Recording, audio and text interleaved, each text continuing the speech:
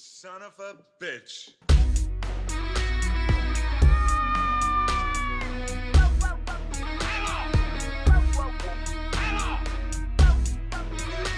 Brothers don't shake hands. Brothers gotta hug. Good morning, Vietnam! Because you are my friend. Hey guys, welcome back to episode 19 of Super Enabler Bros Show. I'm Jason of Corpse Flood Gaming, accompanied by the excellent Chris, the old ass retro gamer. How you doing, buddy? What's up, man? My dick. Kind of a lot. I got to go out of town. Got to buy some stuff, of course. I always find a way.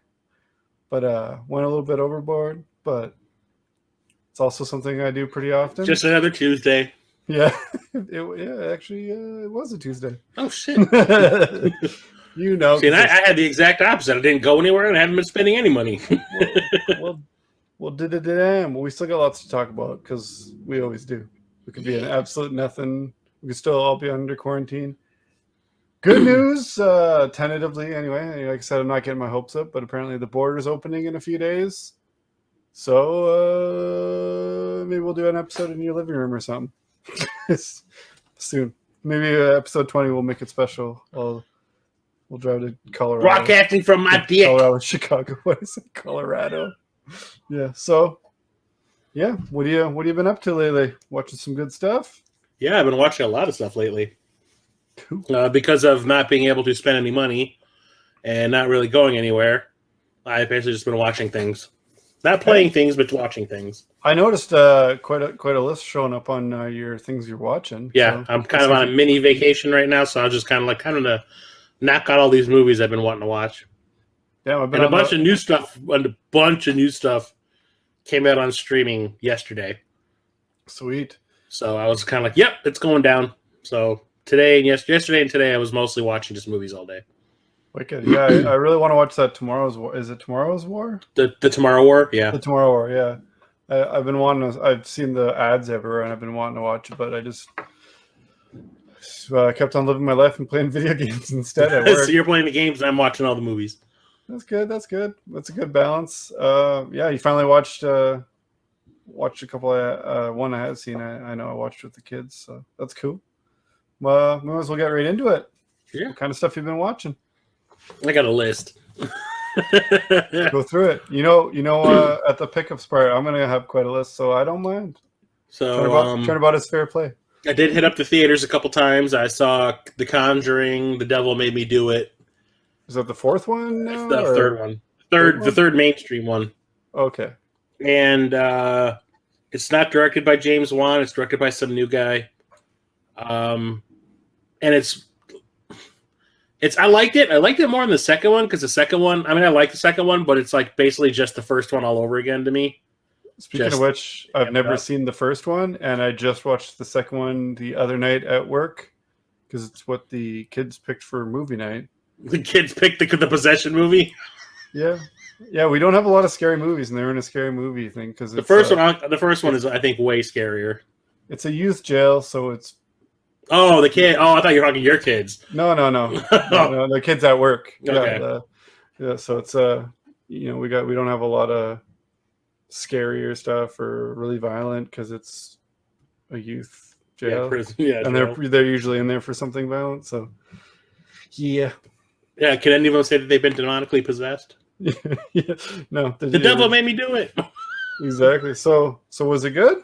I like it. It's like I said, it's better. I think it's better than the second one, but it was still kind of slow.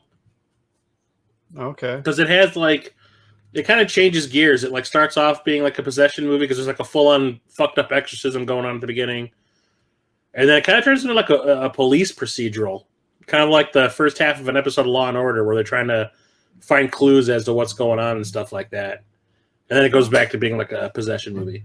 But I liked it. I like the characters. I like the Warrens as characters. I think they're interesting. Yeah, I often skip most new horror movies unless I hear from a bunch of people that opinions I really like that I agree with. So I've skipped these movies. I skipped Paranormal Activity movies. Just they just seem like a cheap movie. And honestly, I was like, is this about Amityville? I'm watching the second one. Yeah. But The beginning is, yeah. It had me in the beginning, and I was just like, damn. So is the first movie about the Amityville? No, the first movie is another true story. Oh, okay. Or it's based on another true story. But each one is about a true case. Okay. Yeah, it seemed okay. I definitely was more into it towards the beginning, and it kind of lost me for a little bit, and then it was. I just don't like it. I think the thing about bit. the second one that ruins it for me is like at the very end when they're like on that train going home, and all of a sudden she's like, "Oh, random expository flashback." Yeah. And now I know everything that's going on. Okay, no, that kind of bugged me. Yeah, like I said, it lost me towards the end. But the first one, watch the first one. The first one's great. The first one, like when I saw it in the theater, people were screaming. Okay, maybe we'll check it out. Like I said, like usually, if it's a basically like a big budget horror movie, I'm like, miss me with that bullshit. But it's once in a while a good one sneaks through, so I'm glad to hear that.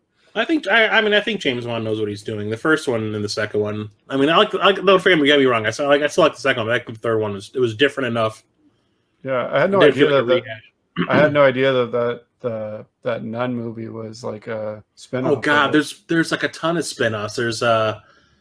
There's like 3 Annabelle movies. There's the Nun. Annabelle's a spin-off of it too. Oh yeah, that's the first movie. I knew Annabelle was a spin-off of something. I don't know why for some reason I thought it was Paranormal Activity. Yeah, there's 3 Annabelles. There's the Nun. There's La Llorona. Oh, okay. And now they're talking about doing one about the side thing that's going on in the new movie. Huh. Well, all right. I guess whatever. The funny thing is, one of the, when it's like speak her name to take dominion over her or whatever. Mm-hmm. That's actually one of the kids' names. Oh. So he's like, I like this part, and I was like, "Oh, this is why you picked it." Yes. Like, did he stick his head out the window while it was raining and scream, "Moonchild"? Yeah, it was pretty funny, but yeah.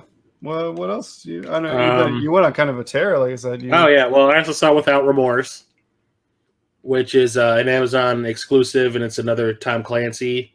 Oh, okay, yeah. Movie where Michael B. Jordan is playing Clark, who in all the other movies so in the original films it was Willem Dafoe played the character, and then in the Ben Affleck movie it was Liev Schreiber. Okay, and now excuse you though, that's actually pronounced Willem fucking Dafoe. Well, sorry. Just remember that in future. That motherfucking Green Goblin, yo. But it's not like a political thriller. It's more like just like an action revenge movie. Okay. But it's setting up something that is possibly video game related. Hello. That's cool. There's like an after credit scene where his character says something that relates to a video game series of Tom Clancy games. He's like, "Chew that, Sam." Yeah. I don't know. I was like, "Oh, that could be cool." But it was cool. But I mean, it wasn't like a political thriller like the others are. Okay. But it was good. I liked it. And then I saw your favorite franchise. I saw F9. It's kind of like a tradition now. There's a group of friends and I that go see. We've seen every one of them since part 5. No, it's not a group of friends. It's a family. Yeah, it's a family. Yes. You guys are a family. Yes. And God damn it. I like the movies. When we saw the trailer for the new one for part 9, I looked at them in the theater when they showed the trailer, and I was like, "This is gonna suck so good," because I'm like, they show them going to space. Yeah, well, and it did. They did go to space. But yeah, I like the movies. They're shitty, but they're fun. But this one was a little more slow paced, I felt, because they actually decided to do a lot of flashback stuff to when Vin Diesel's character was like a kid, to kind of set up the whole thing with John Cena. Did he fight The Rock? No, The Rock's not in it. What? Oh, but every time John Cena was on screen, I was like, you can't see him. Yeah, why are they just panning to this random bookshelf? Just him talking. Yeah, well, I guess because they did the spinoff, is he just in that's its own thing? Vin now, Diesel and The Rock had like a falling out during part 8. Oh, so he's just like out of the franchise, or he's Well, they don't. The producers didn't want him out of the franchise completely, which is why he has those Hobbs and Shaw movies now. Okay, yeah. So it's like The Rock's going to have his series, and Vin Diesel's going to have his own. But it sounds like they've made up now. So when it comes time for 10 and 11, it sounds like The Rock might come back. So that franchise can truly hit rock bottom then. Yeah, I'm proud of that. But yeah, they bring in like characters from like Tokyo Drift, like Bow Wow shows up again. Okay. And the Hick kid from Tokyo Drift is in it again. I've seen 1 and 5, I believe. I like 1. I don't like 2. I don't like 3. Is 5 the one with the submarine No, that's 8. on the ice? Oh, That's maybe 8. Maybe it was 8. I don't know. Yeah, I saw like I like don't know. like the first one's good. The second one I think is terrible. The third one's terrible. The fourth one I think is like meh. 5 is where I thought they started getting good, and then like 5, 6, 7, 8, and 9 are like they're like heist movies now. Like they're almost like James Bond movies. Okay. It's Oceans. So yeah, I kind of enjoy it just because they're so off the wall, like nutty. And then you got Vin Diesel going, family. Can you see in the dark? Wait a minute, wrong franchise. Yeah. we had a good gift battle when you went and saw it. I was just like, that's the most fun I had from it. But it's entertaining. I enjoyed it. Well, Um, that's the main thing. yeah. Then I saw The Ice Road, which is this Netflix movie about Liam Neeson doing like the ice road trucker thing, and it's terrible. Really? The guy who played Abraham Lincoln and Abraham Lincoln Vampire Hunter is the villain in it, and he is like the most unconvincing villain you'll ever see in your life. I had to look that up because I got it mixed up with the other movie he did where he was the like plow truck driver, the snowplow driver that goes on a fucking like Taken style murder. I can't remember the last one. The one I watched with him was was it Honest Steve was the last one I saw with him. Did you ever see that one? I don't believe it. Doesn't sound familiar. Yeah, it was actually not bad. Just at first you're just like, I'm just sick of him playing the same fucking characters in every movie. Yeah. But the thing about this one is Cold Pursuit. You can tell, huh? It's called Cold Pursuit. No, I didn't see that. I had to look it up again, but it's basically like the same. He's so old now that you can tell that he like the moment he starts moving fast, it's a stunt double. Yeah, or they like was it the fight at the end Taken where all he does is jump a fence, but it does like 30 camera takes to make it look like super actiony, and you're like, he's just because they're trying to cut out the fact that you can't see his face. They're trying to cut his face out. Yeah, that was fucking hilarious. No, there's a fight scene at the end of Ice Road where Abraham Lincoln and the guy from Taken are fighting, and it's like two geriatric men having like a kick battle on the ground. It's like they're just like it's like almost like unintentionally funny. That's kind of weird though. Imagine like becoming an action hero in like when you're 60 and like you're like mid 50s. Like the first thing I remember ever even seeing him in is Batman Beyond. And then I remember seeing him in Crawl.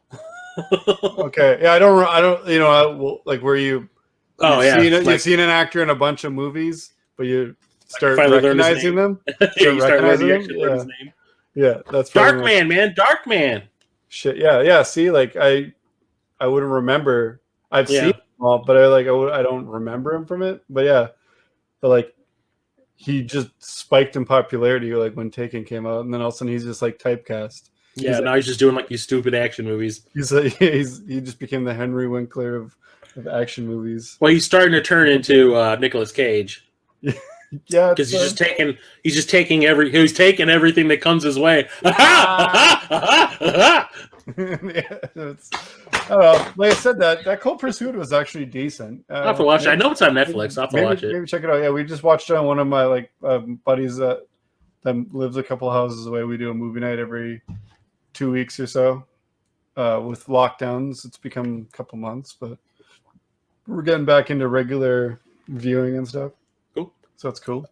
But Um, yeah, it was a pleasant surprise. I was like, this is gonna be dumb.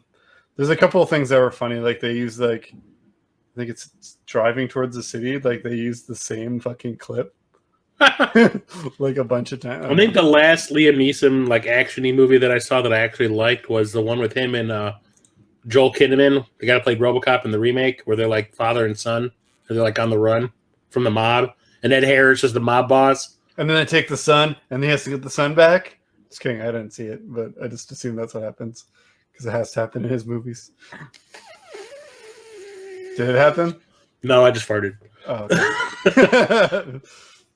Right on. I can't remember the name of that one, but anyway, then I saw The Mitchells versus the Machines. It's good. Which is a Netflix movie, and that was great. Danny McBride playing a dad. I didn't think that would work out. No, it actually was pretty funny. But that was great. I mean, it's like, yeah. Oh, I just threw it on for the kids. Yeah, so I probably like paid half-ass attention for the first like 20 minutes, and then I was like, just all of a sudden I put my phone down and just like couldn't. It was like for a kids movie, it's like fucking ambitious as hell. Yeah, there's a lot going on. It's like big, really, and it's like just as much stuff for the adults to get a kick out of than the kids, and a lot of action, and it's funny, and like personally for me, I really like associated with the lead girl in the movie, like everything that she was going through, except the whole being a lesbian thing. I was kind of going through it like when I was a kid, and I was just like, yeah, I'm like, I really like this. Yeah, it was like definitely a out of nowhere. Just we watched it, I think, like the day or the day after it came out. Yeah, I remember. The only reason I watched it was because everyone's been saying, "Oh, have you watched that yet? Because you should. You'd really get a kick out of it." Yeah, like I was like, it's a kids movie. I was like, yeah, I don't want to watch Cloudy with the Chance of Meatballs 3. Shit. Yeah, exactly. I was just like, meh. And then I saw that it came up in my queue, and I was like, "Oh yeah, that thing." I'm like, "All right, let's do it." I was like, "Yeah, the kids would like it. Like I can just tell. Like I read the premise. I was like, meh. But yeah, they've been. Yeah, I really loved it. They got some sneaky ones on there too. They had and I would have probably seen that in the theater. They had another one. Something Luck Dragon or Wish Dragon. Oh yeah, and then my kid's obsessed with like Luca and. I'm still gonna watch that. There's like 3 different dragons. And Raya, I gotta watch. Yeah, that's on Disney Plus now. My kids have watched that without me a couple times. I was like interested at first, but I'm like, well, I don't want to make them watch it with me now. Yeah. And then there was another one with like a robot, and it was kind of like an Astro Boy type story, but it was really cool. Like that's popped up in my queue too. Yeah, it was pretty cool, and I think it was a Netflix original. Yeah, I think I have that in my queue. Check that one out; it's pretty cool. Kind of reminds me of a cross between Astro Boy and Big Hero 6. So I love Big Hero 6. Yeah, that was a good one. Let's see. Then I watched Awake, which is another Netflix original, and the only reason I watched that was because a couple weeks back I was on the Retro Rivals channel. Yes, you were. And they brought it up. They're like, "Oh, if you haven't seen this movie Awake that's on Netflix, you should. It's really good." I was like, "Oh, okay." So I watched it, and I hated it. Well, can't always bat 100, right? I know that's what I mean. That's what I mean. I preface it with like, oh, just because people tell me it's good doesn't mean I'm going to watch it. But like I said, when it's someone whose opinion I usually gel with, like if you tell me, everyone has a different opinion. I'm not going to sit there and say that their taste sucks. I've had people tell me shit's amazing, and then I watch it. I'm like, when's it get amazing? Was I supposed to watch the second one? Is there a second one? I don't know. I mean, the setup, ones like if I went with reviews, some of the best things I've ever watched have gotten garbage reviews. So. Oh yeah, that's why I never listened to critics. Yeah, I absolutely. My father and my brother were the only ones I knew that were like, oh, whatever Siskel and Ebert says, it's like gospel. Yeah, and I'm sitting there going like, fuck them. They hated movies that I've loved, and I've loved movies that they've hated. Whatever, or I've hated movies that they've loved. I don't give a shit. Yeah, if you went by everything that got Oscars, you'd miss out on some of the best shit. Yeah. So, like the premise for Awake is kind of cool, where it's like there's like this event that happens and nobody can sleep anymore, and it's like when you can't sleep, it's called having kids. Everybody has kids now. So that's what it's about. No, I'm just kidding. It's like everyone starts like losing their minds, and it honestly, it's like it's It starts off good with the whole setup is really interesting with like no one being able to sleep, and then it just kind of like deteriorates and turns into 28 Days Later, and it's just stupid. It just gets so dumb, and the ending, the last thing that happens in the movie is the dumbest fucking shit ever. I was just like, yeah, I'm done. Like I'm dibs out. I'm like, I wish I was not awake. Walked out of your apartment like it was. No, I just kind of wish I was not awake. And then you're like, oh wait, I live here. I'll just turn it off. No, I just wish I wasn't awake when it was playing. Then I watched it today. I watched Fear Street, 1994, which is like this. R.L. Stein? Huh? Isn't that R.L. I don't know. But the thing is, it's this weird thing that Netflix is doing where it's a 3-part movie. It's a trilogy of movies, and each week the next one comes out. Yeah, I'm pretty sure it's R.L. Stein based because Fear Street was like his other big series. It was like his Goosebumps was for like the young readers and like young teens. Fear Street was for like Fear Street was for like older teens to like young adults. Okay, I didn't know that. Yeah.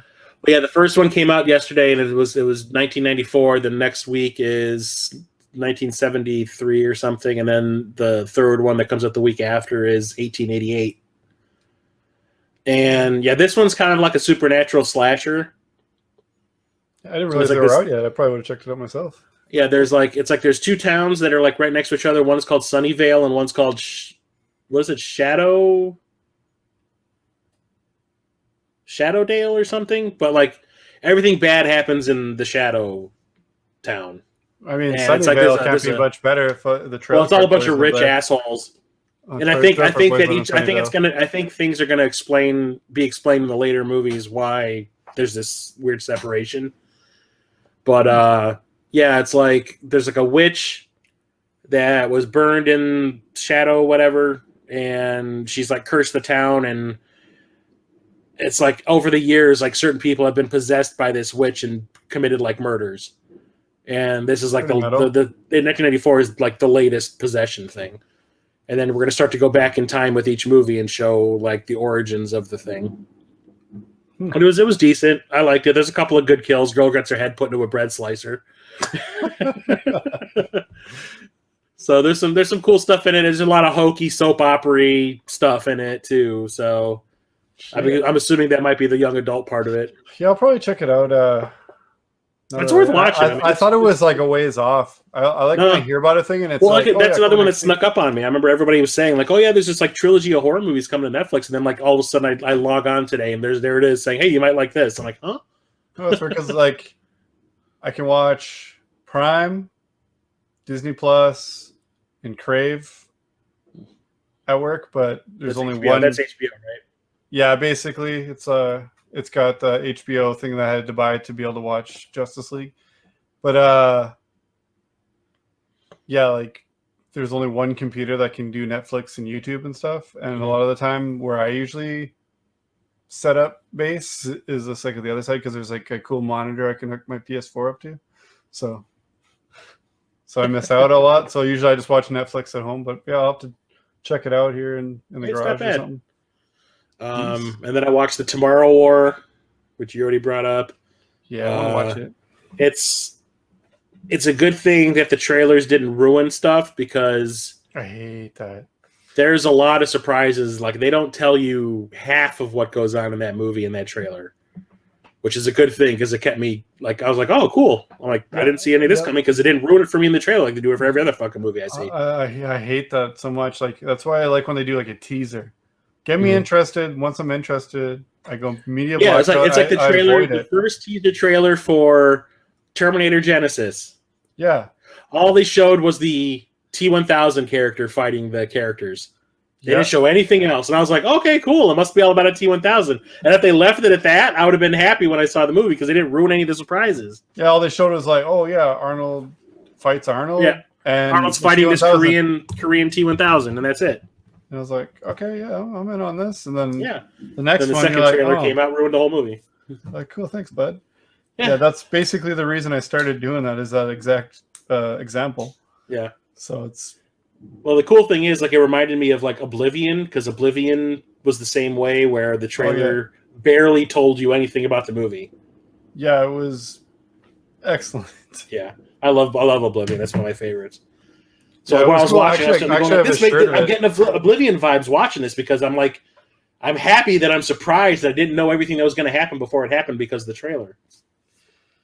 But it's good. It's like a good father-daughter story. I actually have a shirt of Oblivion because when it came out, I guess they sent some like promotional one. They sent one promotional shirt to Walmart, and that's when I still worked there. And they're like, I don't know what the fuck this is. You want it? And I was like, yeah. This free shirt, yeah. I think I saw it in the theater, if I remember correctly. I saw it on IMAX. I loved it. I ended up seeing it a second time with my girlfriend at the time. I went and took her to see it. We went to go see when the Star Trek Next Generation Blu-rays were coming out, the remastered ones. Yeah. They were playing like a couple of episodes in the theater, like whenever the next set would come out. And we went to go see the best of both worlds, the ones where Picard gets taken by the Borg. Yeah. And the projector got fucked up, like this because I know they were streaming it to the theater screen. Yeah. And if something happened and it got screwed up, so they gave us all of our money back. And then my girlfriend was like, "Well, I don't want to go. We just got here." I'm like, "Well, let's go see Oblivion. I saw it the other day, but I'd love to see it again. I want to see your reaction to it." And we watched it, and she loved it too. Yeah, it was like definitely. I think it was one of those movies where we're just like, "Yeah, let's go see that." Mm-hmm. It's kind of like a throwaway. Like, I want to go on a movie date. That'll do. And I was like, "Damn, I'm glad I went." Just like when I went to see Prometheus, I had no idea that it had anything to do with the Alien franchise, and I'm watching it, and I'm like, I'm seeing similarity. That was the best way to watch that movie. To not know anything about it. They're showing the ship, and I'm like, I see that. I was like, I'm waiting a bit, but are they just copying shit, or is this some shit? And then they find, and they go into the room where the pilots and that, and I was like, yeah. I'm not saying anything. I'm gonna wait till my wife realizes too. But yeah, Tomorrow War definitely gave me Oblivion vibes. So if you like Oblivion, you'll love it. Sweet, yeah, I'll be checking it out. Probably, I might even watch it tonight while I'm working on some other stuff. So cool. And then I watched Dynasty Warriors. And a video game. That's the last video game I ever expected to get turned into a movie. It's just because all it is how the hell? One person against armies of people. Just all it is just whack, whack, whack, whack, whack. Yeah, and they basically turned it into Crouching Tiger, Hidden Dragon meets Lord of the Rings meets Game of Thrones. And that's selling me on some shit, man. Yeah. I remember I don't know. I remember when I told you, I was like, well, it's really confusing, and it's, the characters are kind of weird. It doesn't make a whole lot of sense. You're like, I don't know if I'll check it out. But then I was like, I did fall asleep for about 5 minutes though toward the beginning. So I should probably go back and watch that because maybe that might clear something up. Turns out I slept through 40 minutes of the movie. Because I'm sitting there watching, I was like, I don't remember any of this. I'm like, oh my god, this all makes sense now. Okay. So now you recommend it. You're like, yeah. I'm like, yeah, okay, yeah. You definitely need to watch it. I was like, I missed a whole lot of stuff because there's like this one character that they focus on for like a good chunk of the movie that I didn't see any of his stuff. So when he pops up later on, I was like, the fuck is this chode? Oh man, we're losing him. Insert random badass character. Yeah, I was just like, what is this? But like, I am not kidding. The fight scenes are right out of the game. The action scenes, the characters like doing their little combos and swinging their shit around and people flying all over the place. I'm not gonna lie. First thing when I saw the trailer pop up, I didn't even watch it. I just sent it immediately to church. I was like, so did your dream has come true. Yeah, I did the exact same thing. I sent him the trailer, and I was just kind of like, I bet this is already in your queue, huh? Hardly. He was like, fuck you, man. I even for him, I'd say, even if you don't like the games, it's nothing like. I mean, I'd watch it just because. Yeah. But my only complaint is that it just kind of like. We're going to make a bunch of these, so we're just going to leave it open for the next one. Well, it basically sounded like they just Monster Huntered it at the end. Like, you got a good thing going. Oh, why'd you do that? Like I'm not kidding. I'm not kidding. It's like two people have a conversation, and then it's just kind of like, I was like, oh, I wonder where this is going, and then end credits. Cheap. I was like, is this like going to be like 3 movies like broken into or like one big movie that's been broken up into 3? Because that's what it felt like. It's just kind of like just ends. I was like, they're hobbiting it. Yeah, but I mean, I'll watch it. I mean, but it is entertaining. It is really entertaining. It's a little long, but it's entertaining. Well, it's good to hear. I mean, I'm gonna check it out at some point. If it, like you said, the fights are nuts. I'm always up for being pleasantly surprised, and if it's video game related, all the better. Yeah. So I'm just gonna run through these real quick. I'm not gonna describe any of them, but I watched Babysitter Killer Queen. I kind of want you to describe that one because what the fuck is that? It's a Netflix exclusive. It's the sequel. There's another one. The movie I think it came out in like 2018 on Netflix. It's just called The Babysitter. Oh, okay. Oh, it's a sequel. Okay, and I watched it when it first came out, and I was like, "This is stupid." It's like a horror movie. It is like a slasher, and it's like just stupid. And I was like, when I saw, I keep on forgetting that they made a sequel to it, and I was just like, "Oh, okay, yeah, whatever." And then I popped up on my queue. It was like, "You watched The Babysitter? You might like Killer Queen because I guess this came out in October." Yeah, this came out like in October, and I was like, "Fine, I fucking watch it." It's the exact same movie all over again.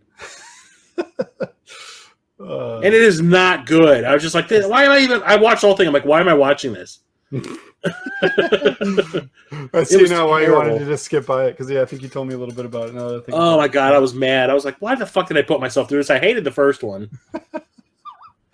Maybe they turned it around. They did not. Best thing about it is they have Samara. What's her name in it? Samara blah, blah, blah, blah, blah, Weaving. You said Hugo Weaving's niece.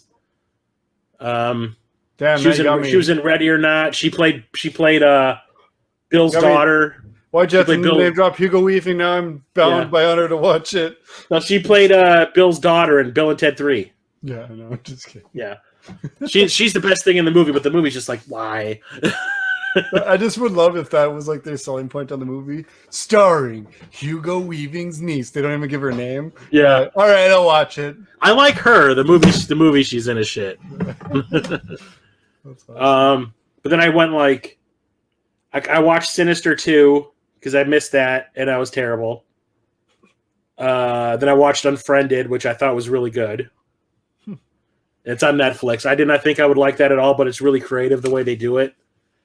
Everything is done on a computer screen. It's like you never actually see anything beside what's being shown on this one girl's computer. I think I've seen the trailer of it. Yeah, it's actually really clever the way they do it.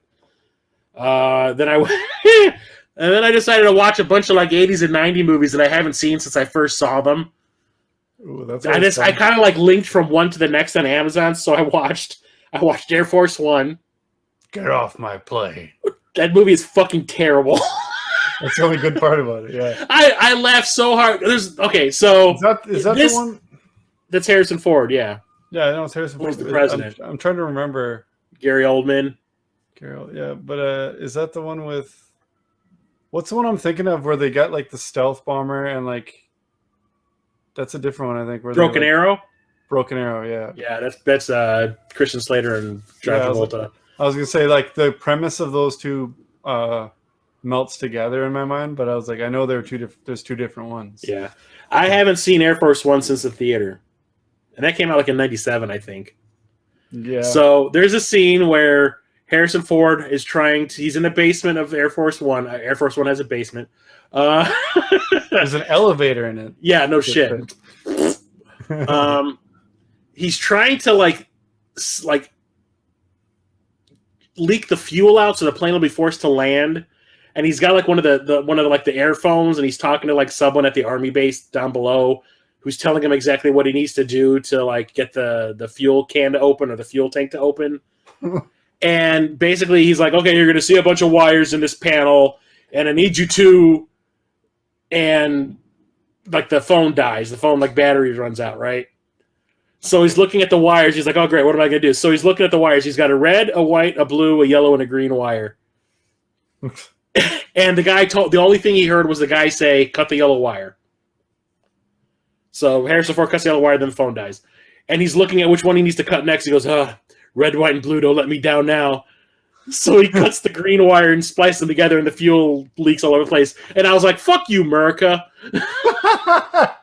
I was like, this is stupid. I was like, at that point, I was like, fuck this movie. This is stupid. It just cuts to like, where it's like, where they splice two images and it's just the flag while he's cutting it. I was like, this is so dumb. And every like other word that comes out of Gary Oldman's mouth is, you're the most powerful man in America. I was like, shut up. The only time you've ever wanted Gary Oldman to shut the hell up. That was so bad. And then I watched Highlander 2 for some reason. But I watched the Renegade version, which is like the third revision of the movie where they try to fix all the mistakes they made originally, and it's just as bad. It's horrible. You can tell. That's just a mistake. That movie's just a mistake.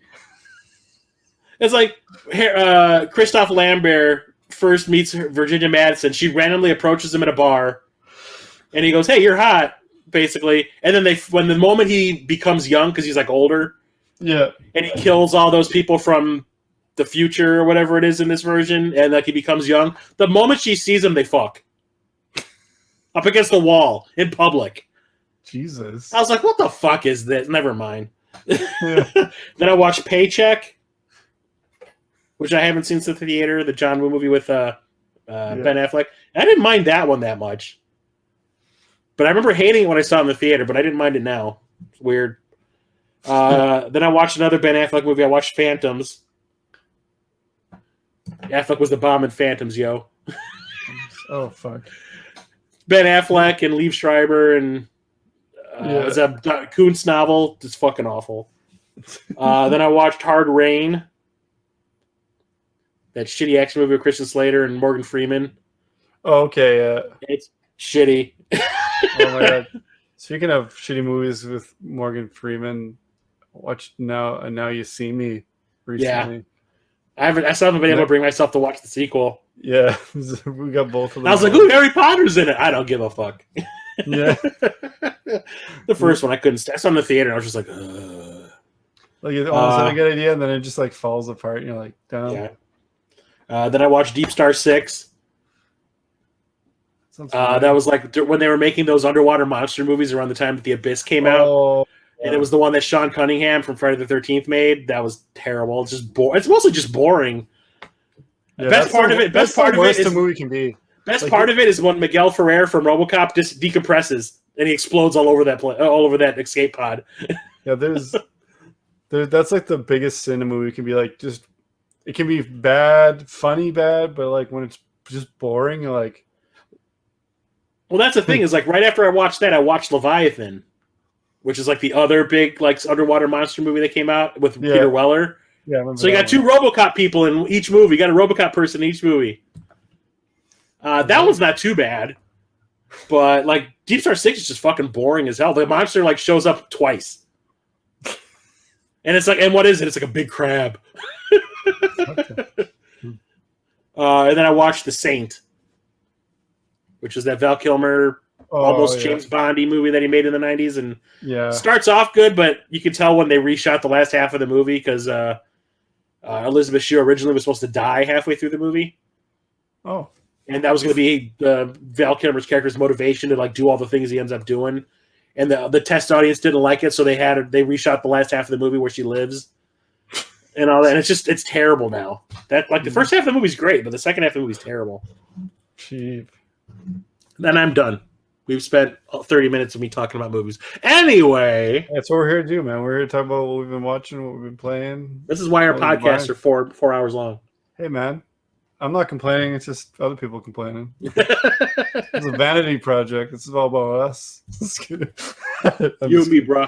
I'm just kidding. Yeah, well, at least for me, I haven't been watching that much. There's always Loki. I've been working a lot. I've been watching the shit out of Loki. I love it. I'm way more into it than I was into Falcon Winter Soldier. It's one of those ones where I'm like, damn it, why did I start watching it? It's only 6 episodes because I not have waited 6 weeks. Yeah. Where I'm like, I hate waiting episode. That's why most shows, when I watch them, I just wait till the season's over and everyone's like, how can you do it? It's like, easy. The temptation's not there. I didn't get hooked watching the episodes. Yeah. So, yeah, I should have waited, but I'm really into it. So, yeah, episode 4 just dropped this week. By our next episode, we'll probably just talk about the series in general and kind of do more of an overview of it. But just so everyone knows where we're at in the series right now. Yeah, finally finished Castlevania. Oh my god! Yeah, we're those last 2 episodes. It took us forever to get time together to watch. My wife and I are on like complete opposite schedules. Yeah, it's basically like, hi, bye. Like she literally walked in the door from work yesterday as I was leaving for work. I was just like, so. Yeah, when we went on our trip out of town, that was definitely well needed because I felt like I actually did more than a cameo appearance in the family's lives. So it was good. Been watching MODOK still liking it. Still funny. I think I like it more as the episodes go on. So I still gotta watch it. do it up. Well, I'm on vacation. I'm on like a little mini vacay right now, so I got time. You do have time. Well, I'm going to spoil one of my pickups right now with what I literally just watched, and that's Batman Long Halloween Part 1. I was going to do like your It's on French. Yeah, it's inclusive. It's not only. Anglais? No, franglais, is that what it is? No, Francais is French. No, when I was on Anglais is English, yeah. No, when I was on the Retro Rivals thing a couple weeks ago, I can't remember. The one guy has like the really heavy Canadian accent, and I can't remember their freaking names. It's hot out. I can't remember her name. Shit. Scott. I know there was Scott. I can't remember their names. Damn it. The woman was telling him. She kept on saying that he was speaking franglais. Oh, okay, yeah, like super like French English. Yeah, I know a couple people. They're from like, are they New Brunswick or Nova Scotia? I don't remember. I think so. I believe they are, and yeah, that makes sense because I know a couple people from there, and they like go back and forth, French and half broken English and French and all over the place. They're great. I loved them. They were fun. It's fun. Yeah, it's always cool. But when they don't realize they're doing it, you're like, what? Well, everyone was making fun of the guy that was talking with the accent, Peter, who's been on our show before. Yep. Everyone's saying, like, why is that guy so deadpan all the time? Like, he just has no emotion. Yeah, that's perfect. I was going to go like, Peter, stop being a dick. Sweet. But yeah, I know you're waiting till they combine Part 1 and Part 2 like they did with the Dark Knight Returns. Yep. But I just finished watching it. It was a lot of fun. Kids were right into it. So, it's not Mark Hamill Joker. It's Troy Baker again, but he does good Joker too. But no one does Hamill. Which one of those movies did Brent Spiner play the Joker? I don't know. I need to know which one it is because I should know. I should know. They were talking to Mark Hamill about like how he played the Joker. And they're like, well, there's been a lot of people that played Jokers, and they showed like Nicholson and Heath Ledger and Leto, and then they showed him, and then they showed Brent Spiner and then the guy from Lost. And I was like, Brent Spiner? When did Brent Spiner play the Joker? We should be ashamed of ourselves because both of us should know that. I know. And personal apology to Brent Spiner for not knowing that. Personal apology to. We want you to be a guest on our show, by the way. Yeah, all of this. He's like, "Wow, I was thinking about it, but no, fuck you guys." Yeah, fuck you guys. Yeah. He's like, that's my finest work, you fuckers. Yeah. So what I wanted to be known for. I want that on my tombstone. He played Joker. And then small print. Yeah, also Data. You might have heard of him. And Data. I'm known. He was my greatest achievement was Independence Day Resurgence. and that bit part I played in Phenomenon. and let's not forget my breakthrough role in Night Master Court of Disguise. Oh. No, dude, where's my car? I only seen that movie once, and it was in the theater. And all I remember from that movie, besides Turtle, was how bad it was, for one. And then the best part being Brent Spiner, where he tries to do an evil laugh, and every time he does, he farts and ruins it. That's all I remember that movie. So he was one of the funniest things in Dude, Where's My Car? Oh, yeah, he was too. Would you guys like some beers?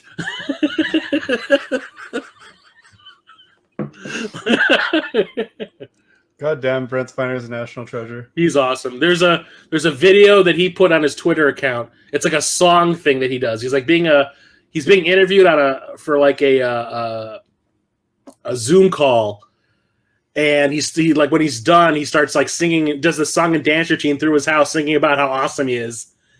Well, and then like the last thing is like he forgot the girl that was interviewing was like, "You never shut the call off. This has been recorded." That's awesome. I didn't see that. I need to. Go to his Twitter account. It's hilarious. I follow him on Twitter. He curses like you would not believe. I would believe I somehow I could picture him being a cursing potty mouth. Yeah. Yeah. I've met him. He's a nice guy. Oh, now I'm sad because I haven't met him. Well, you haven't met him? Good episode. Bye. Just kidding. Yeah. Yeah. No, I'm trying to get because my wife and I, that's pretty much like our one of our things that we do when we go to conventions. We try to meet all the next generation people. We've got about half the main cast. So yeah, I've met Michael Dorn. I've met Frakes. Frakes was really cool because I didn't talk Star Trek when I met him. I asked him what movies he's going to be directing in the future. Cool. And he was like, "Oh, hey!" And then Spiner was he didn't seem enthused that I was talking to him. And then I was just kind of like, "Hey, what do you think about Threshold being canceled?" And he was like, "You're not talking to me about Star Trek? What?" And all of a sudden he was like, "Oh my god, yeah, I was so sad." My only problem with Frakes when we met him is that when he was sitting, he sat regular in a chair, and I could not see that. And I was like, "What is he? What are you doing? He's not Rikering at that chair. He's not sitting backwards at it." Oh. I forgot he always lifts his leg over the chair. Yeah. Do it. Yeah, the only next gen person I met that I wasn't really fond of was Gates McFadden. Oh yeah? She was kind of a B. Oh. She kind of made fun of me a little bit. When I went and got her autograph, I was wearing a Green Lantern shirt, just had the Green Lantern symbol on it. Yeah. And she just kind of looked up at me. She goes, "What is that on your shirt?" And I was like, "This? Oh, this is the symbol for the Green Lantern Corps. Green Lantern, the comic book." She goes, "Oh, I've seen a lot of geeks walking around here wearing that." And I kind of went like, "What?" I was like, "Can I have my money back, please?" Yeah, I don't think I've met anyone. Problem. We met Patrick Stewart. I wish I met him. We met. Who else do we meet? Well, we met Deanna Troy. She was really cool. I saw her at Gen Con of all fucking places. She was doing an autograph session at Gen Con, but she was asking astronomical money. So I was like, I'm not going to get an autograph. But the thing was, she said you were not allowed to take pictures of her unless you paid for them. But so the thing was, when she was setting up her table, I walked past the table and I was like, okay, that's her. And as I was walking by, I took my camera and I went, click. Yeah, we were actually. Was it? Yeah, it was when we started going to conventions. The prices have gone up on autographs significantly. Oh God, yeah. And just the time, I remember I got Ray Park's autograph for $20 back in 2001, and now he wants $100. Yeah, it's just nuts. Everyone, and you never had to pay for pictures. Yeah, if you got an autograph. That's what I liked when we went to GalaxyCon, which is where we met Frakes, and that they had a bundle. If you get a couple things signed, it's a free picture, but there's a picture price, and you're like, nah, man, I'll just get the autograph. I'm good with that. But Kevin Conroy was like, yo, if you get 2 things signed, it's free picture, and I got 4 things signed. So he's just like, okay, and I think he made one of them free, and took pictures, a couple pictures with me and my wife. So I was like, it was weird because I met Spiner, Frakes, and McFadden at Dragon Con in 07. Okay. And John Delancey, who plays Q, was there too. Oh yeah, if you were in this one specific section for autographs, those were the people that were charging for photos. Everyone else was whatever. So when I met John Delancey, I was like, I got his autograph, and I was like, I always thought you were one of my favorite villains on the show. And I was like, I like the character's progression. He's like, well, thank you. And I'm like, can I get a picture? He's like, yeah, sure. So I actually have a picture of him at his table, and he's just like, hey. That's awesome. Yeah, I don't know how many people. I don't think we've really gotten a lot of pictures with people. When we met Patrick Stewart, I got a picture of him meeting my oldest daughter and my wife, and talking to them, and then he shook my hand and all that, and that was about it. But I think the only people that I really got pictures with until GalaxyCon was Lou Ferrigno. I think he's one of the only people he gives them out with your ticket. I mean, come on. Yeah, he was pretty cool. But But yeah, when we met, I can't remember. I can't believe I can't remember her name at the moment. But when we met Deanna Troy, she like Marina Sirtis. yes, she was so cool. Like she talked to us for like 10 minutes, and then we were we just met my wife and I believe, and then we were like walking by later, and she's like, "Oh, you got a kid and everything." She like came out and like met our kid, and then like Tia Carrera was at the next table right next to her, and they both came out and just like hung out with us.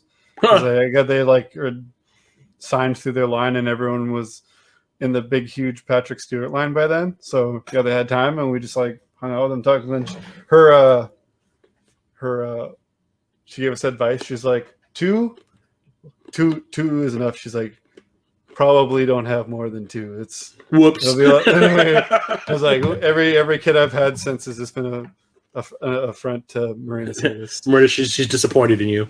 Yeah, I should just update it on Twitter. By the way, we had two more. Fuck you, blocked. Fuck. She's like, I told you. Yeah, that's what got me. Like at Dragon Con when I met the three of them, there was nobody in line for them.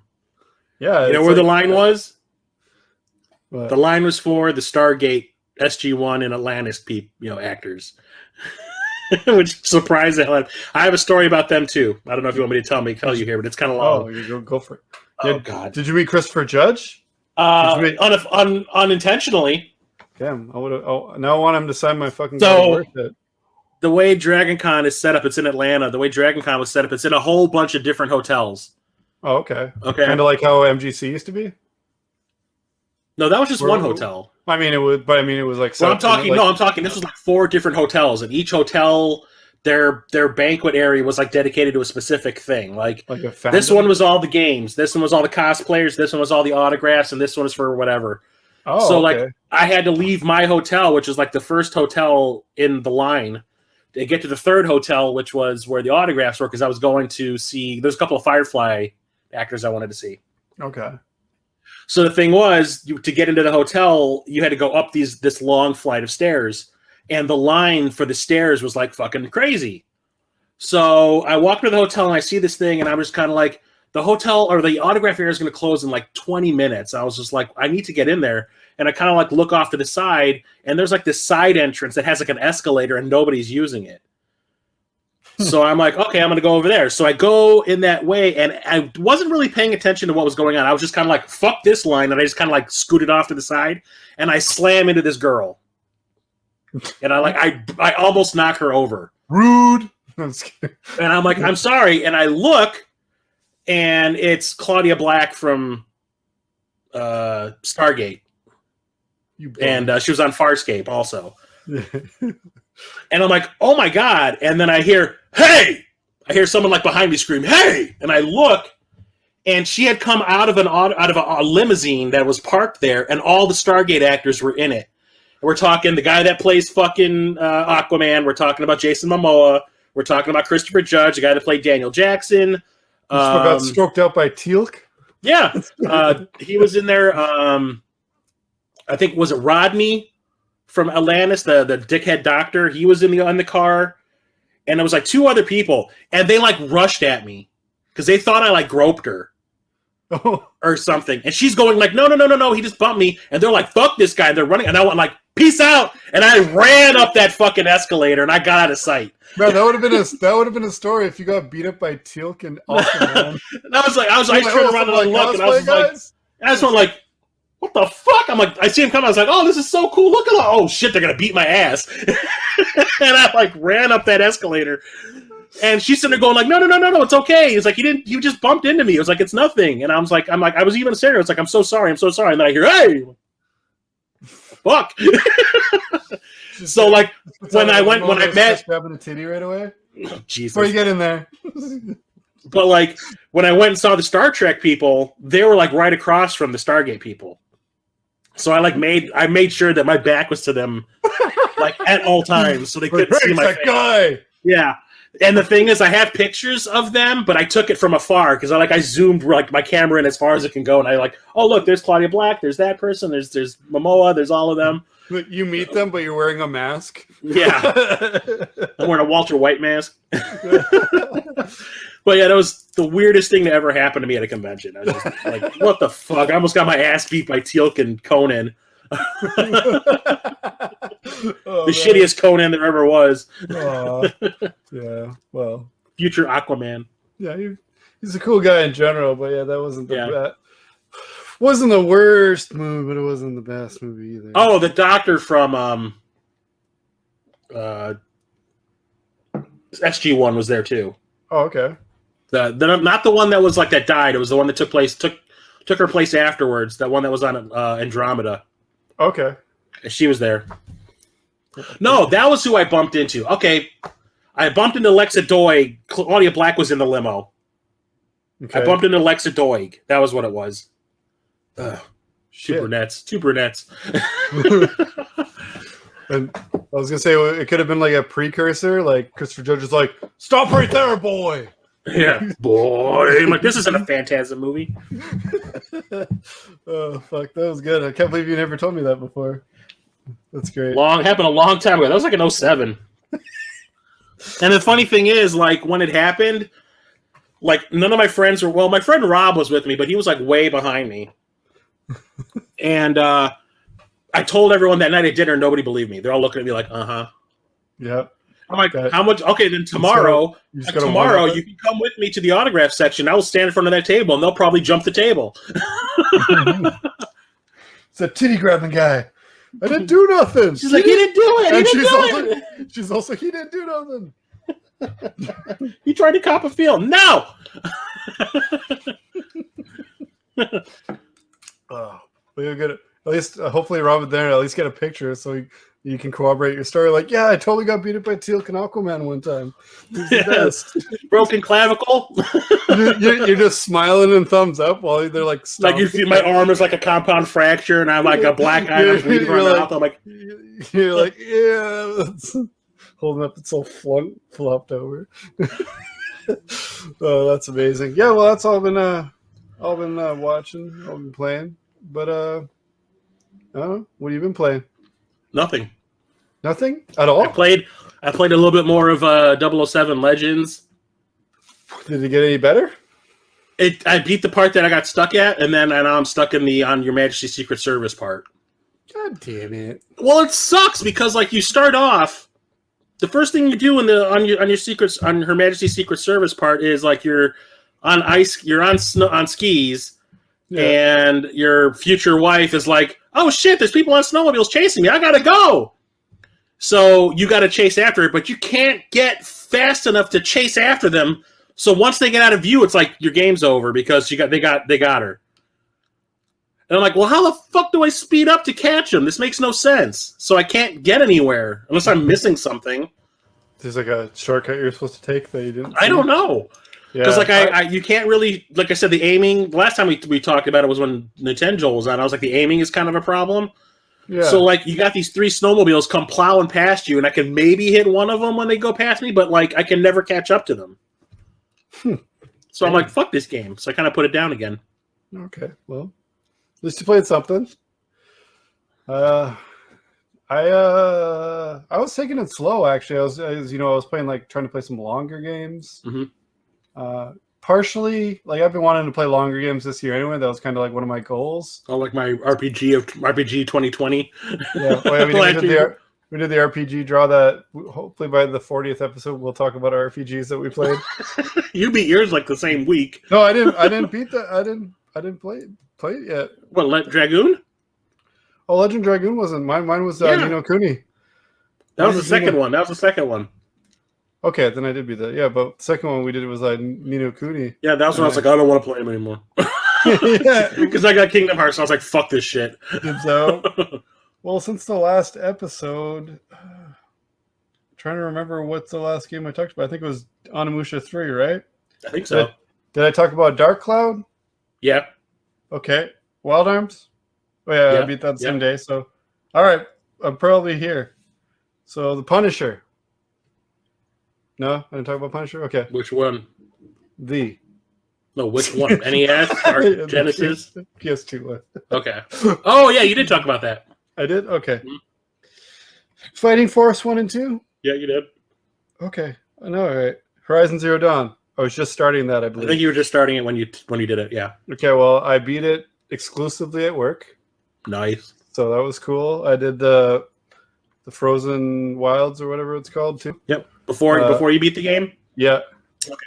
Yeah, so that was really cool. I would have gotten everything, but there's a few things that I was just like, oh, I don't feel like doing that though. Oh, I did everything. I found all the metal flowers. I did all the colors and all that shit, or the what were they? The pigments. I found all that stuff. Yeah, there were some things what was the Vista or whatever, or the basically views or whatever. Mm-hmm. Yeah. I didn't even realize that was a thing until I think I beat the game, but I was really close to. I think I was really close to level 60. Mm-hmm. So I was like, "Oh, I'll get that level 60 trophy, and then I'll probably call it."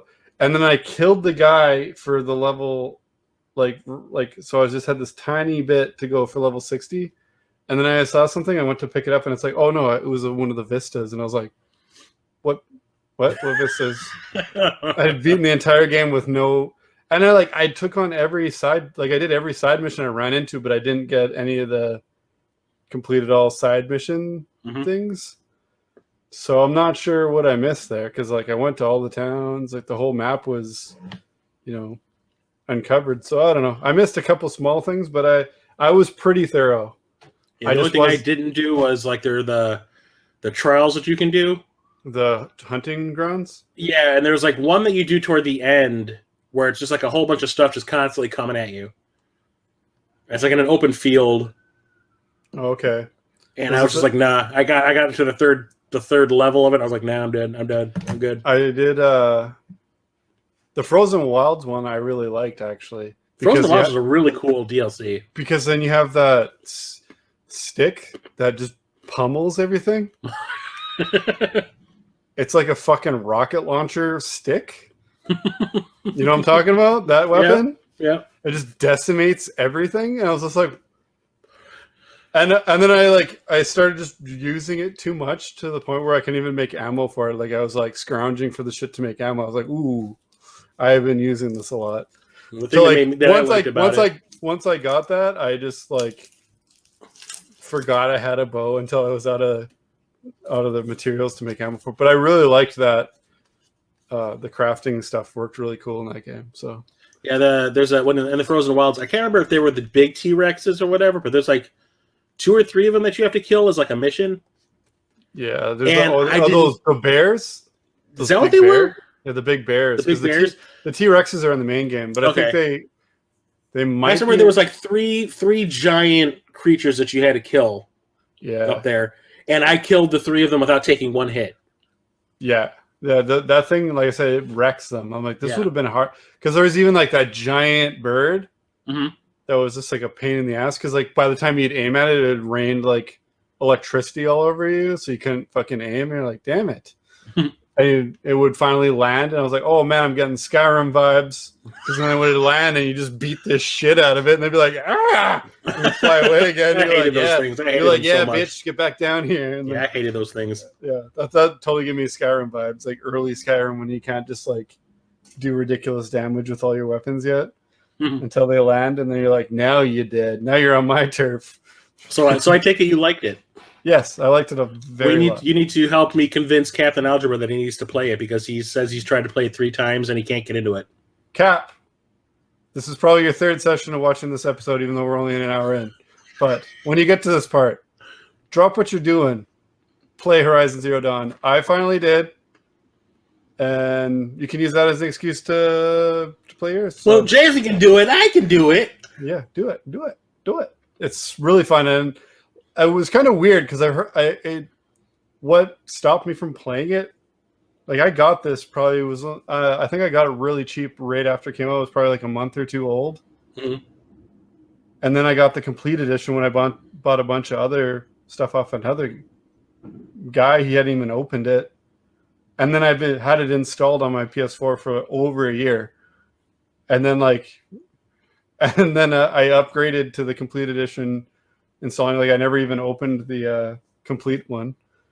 It was just when the PSN gave it away for free, I just upgraded and downloaded that version. Mm-hmm. So it's just been sitting there, man. And I'm like, come on, man, play this shit. I was like, I know it's my type again, but I think it was just so many people telling me how good it was, kind of killed my I was like, okay, I'll get to it. Just kind of stop. It wasn't you, because you took you a while to play it too. But I didn't play it until 2 years ago or whatever. Yeah, around the time of it coming out, I heard so much about it that I was just like, I'll get to it later. I'm kind of tired.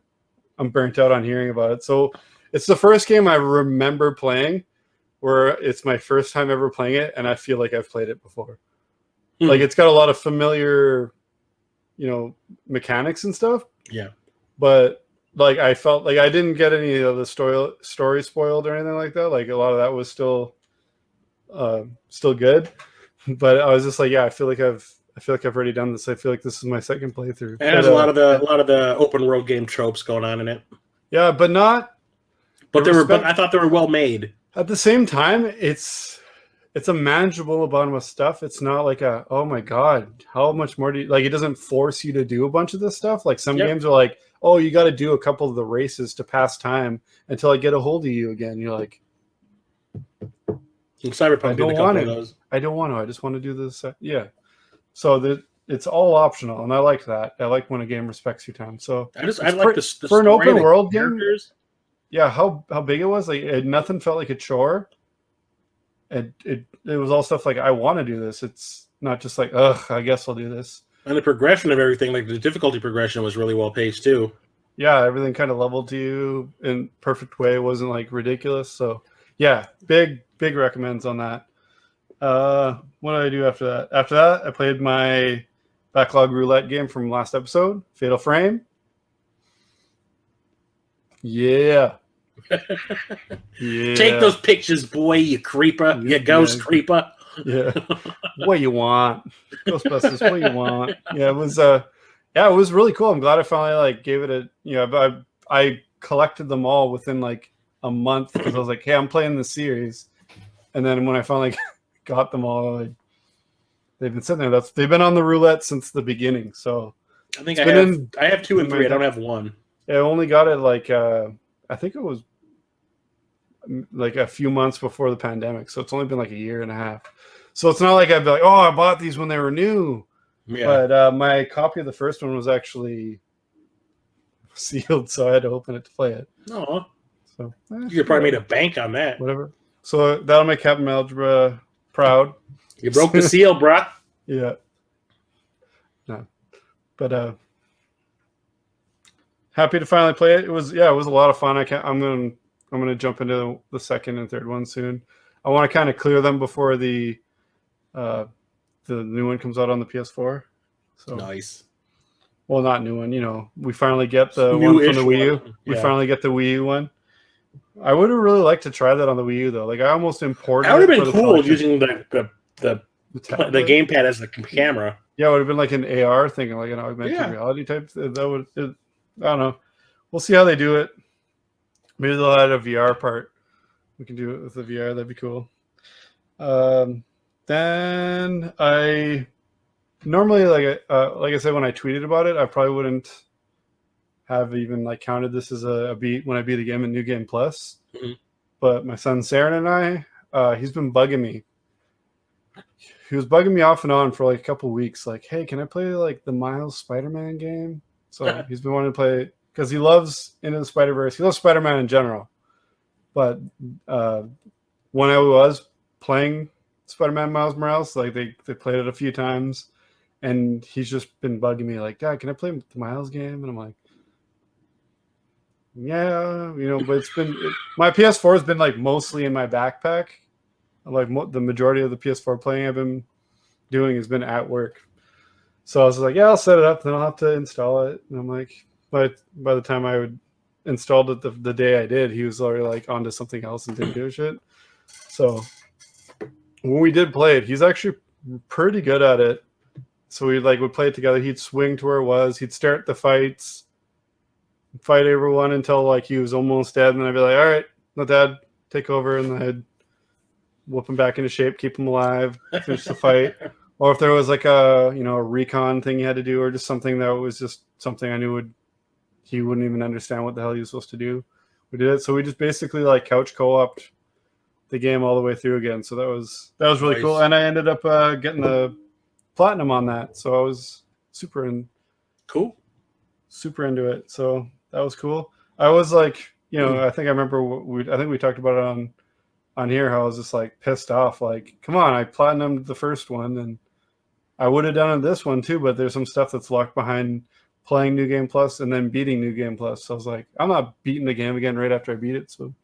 So kudos to him, get me playing it again sooner than I would have. But it's not really a true twist of my arm to get me to play a Spider-Man game. So right after that, I went on a ridiculous tear from about like mid-afternoon till about 8:00 in the morning the next day. It was like coming off my nights and getting into my days off, but I was just like, it's kind of screwed up. I'm not going to be tired tonight because I kind of slept a little. Like, that was the day where you're like, I'm still awake. Yeah, I was like, I just didn't sleep. And Yeah, I was you like, texted me. You're like, I haven't gone to sleep yet. I'm gonna stay up real late today, and then tomorrow when I sleep, I'll be tired, and then I'll get basically reset. And it worked out because I started off with Gekio Shooting King, which is a shoot 'em up on PS1. That was fun. It was a lot of fun, actually. Yeah, really. I've had it for a while, and I actually kind of forgot I had it. Then I was actually moved. I got called out by Nintendo in our last episode, but having the outlet in between my PS1 games. Yeah. Yeah, so I moved some out of the way because I had like a thicker adapter I was plugging in there, and I was like, you know what? And I just left it out on the table here so I could remember to play it, and I played through that. Then I went on a fighting game spree. I was just like sitting there, and I was like, I kind of feel like playing a fighting game, but I was like, I don't really know what I feel like playing. So I was like, I wonder how many like fighting games I could rip through in like a night. And turns out quite a few. First, I busted out the Street Fighter collection, beat Street Fighter 1. Yeah. Awful. Gross. Awful game. Yep. Gross. And cheap. 3-hit rounds, basically. Yeah. You can only play as Ryu. Yeah. I mean, I kind of like to experience some of these I was experiencing for the first time ever. I like Street Fighter, but my experience with Street Fighter is basically variations of Street Fighter 2. Yeah. So I've played like 30 Street Fighter 2 games, but I've played a bit of, and they're still making them. I've played a bit of a 3 here and there, a dabble in a few others, but not really like sat and played a good session of them. Yeah. So I was like, you know what? I'm going to pop into that first. So Street Fighter, I have Fighting Street on TurboGrafx. So I already knew that game was garbage. Thankfully, there's like a save option, or else I never would have beat it. I'm gonna own up to I abused the save states. Fucking Sagat is the cheapest bastard. Literally, it's like 2 hits. Sometimes, like I swear, it's like 1 hit. And I was people paid to play this. How did Street Fighter 2 ever come to be? Yeah, that's what I always say. I was like, Street Fighter 2 was got to be the best turnaround of a series ever from 1 to 2. Like, holy shit. Anyway, so I beat it. I'm not even really proud of that. I'm surprised at myself for actually sitting through it all. The characters were garbage too. I could see why they like changed all the characters almost from there. I you know what? All this time I thought M. Bison was like the main bad guy. I didn't know Sagat was like usually the end guy in the fight. So well, he got the scar at the end of the first one, right? Yeah, I think so. Yeah, so it's like, I literally always thought it was M. Bison at the end, like, but he was kind of like a Shao Kahn type, and he kind of came in later on, and then Akuma kind of took over after like that one game. Yeah. Well, whatever. So anyway, Street Fighter 1, Street Fighter 2, Street Fighter 3 right in a row. And I was like, all right, that's enough Street Fighter for now. Marvel vs. Capcom 1, Marvel vs. Capcom 2, Marvel vs. Capcom 3. I hadn't really played a lot of the first Marvel vs. Capcom, and I really enjoyed it. It's always, it's been a good game, but I've never really like sat and put a kind of like the Street Fighter games. I never put a good session in on it. Mm-hmm. And 2 has always like kicked my ass. Like kicked my ass where I'm like, well, cool. I got to see the first couple of people you beat, but then they like assume, oh, you know what you're doing. Yeah. And kick the like on the Xbox arcade version I played of it, I was just like, I guess I wasted my money because unless I was playing against someone, I was like, cheap as fuck. Like 3, when 3 came out, I played the shit out of it. So I was well versed in 3, but I'd never played Ultimate 3, so it was basically the same game again, but with double the characters. So that was cool to play that again. Then I picked up X-Men Mutant Academy 1 and 2, and they were a good change of pace. It's kind of a totally different style. Mm-hmm. Marvel vs. Capcom is very much in the Street Fighter style. Yeah, just super fast paced. Yeah. They were a lot of fun. They hold up more than I thought they were going to. I thought I was going to be like, I'll probably toy around with this for a little bit, but I actually had a lot of fun with them. Yeah, the first one. I don't have the second one though. As much as I remembered them being fun, so I was like, cool. These actually kind of hold up. I mean, graphically they're a little sore on the eyes, but not too bad. The cutscenes still look cool though. They got like the FMV cutscenes, or animated cutscenes, CG cutscenes. They still look pretty cool.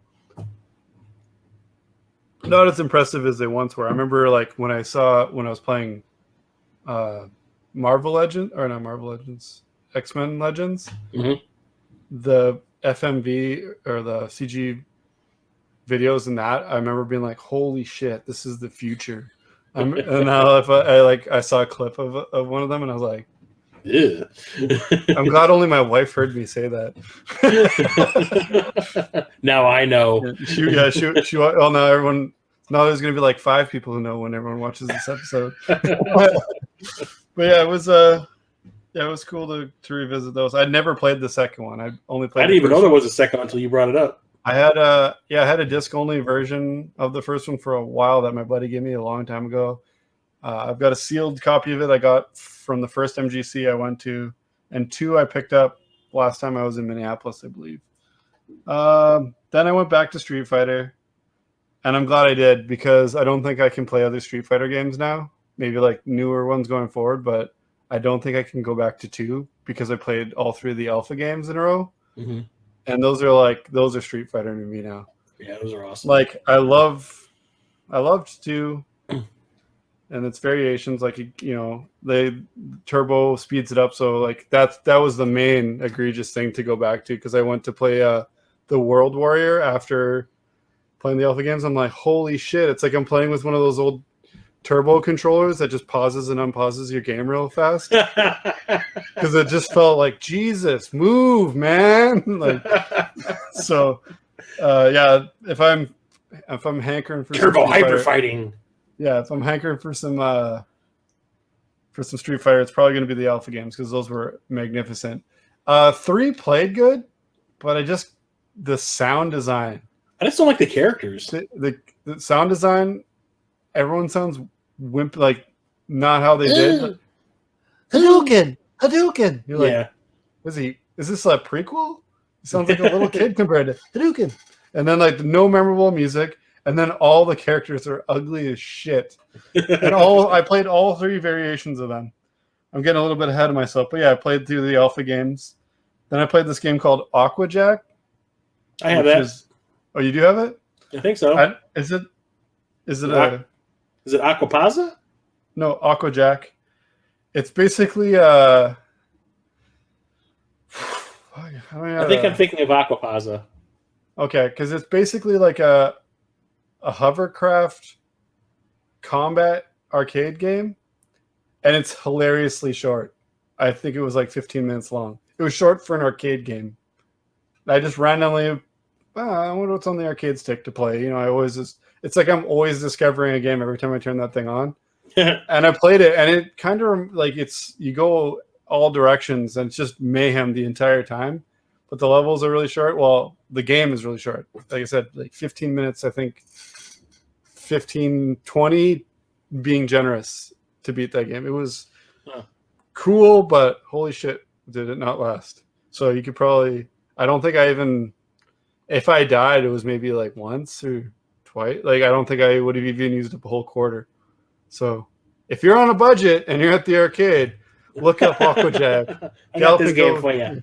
Go Galloping Ghost, and they're actually, you know, they just charge an entrance fee, I think. Never mind. I think so, yeah.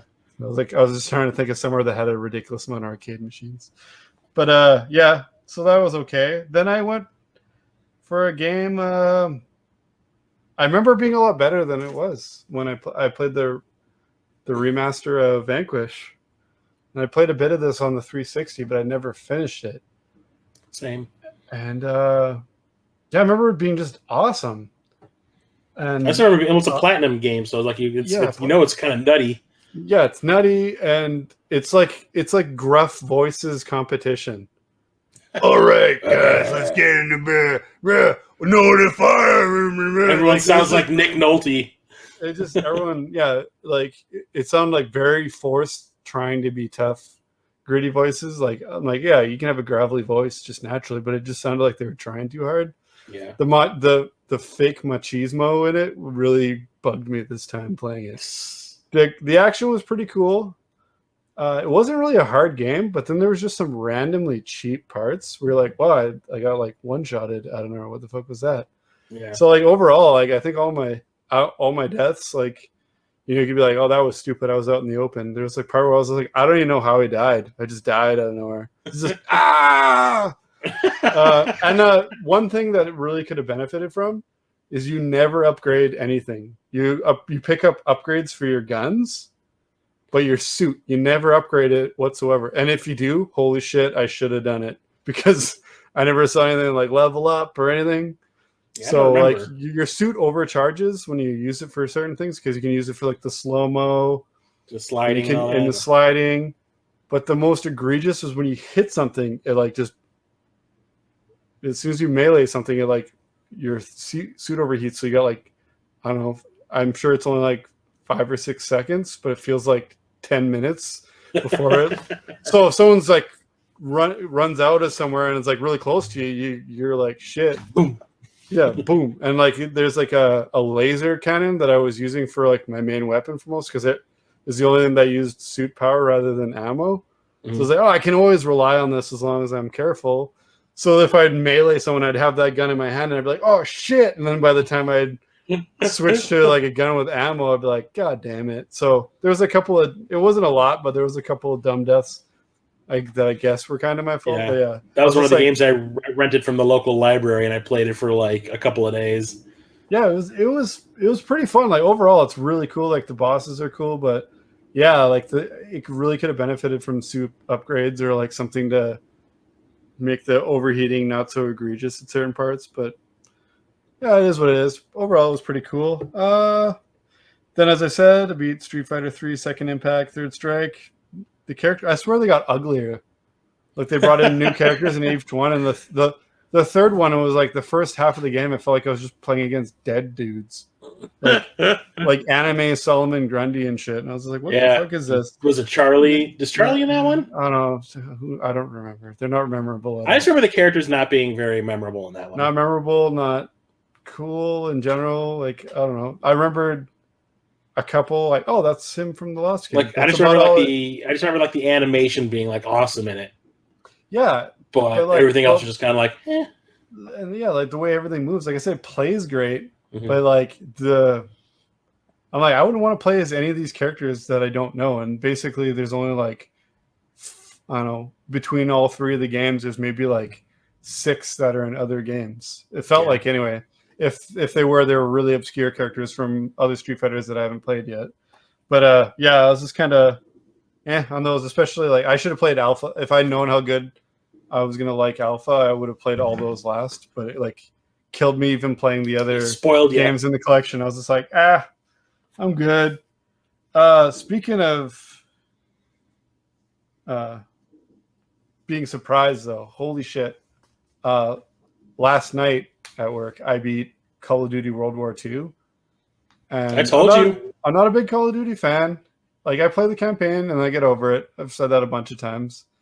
But I've been told by a bunch of people, like, the campaign's really good in this one. And I'm like, I love World War II games. So I was just like, I think when you told me about it, even I was like, yeah, I don't know. I haven't played it because I do love, like, Call of Duty is a World War II game when I think of it. Like, that's automatically what I think of because that's what it started as.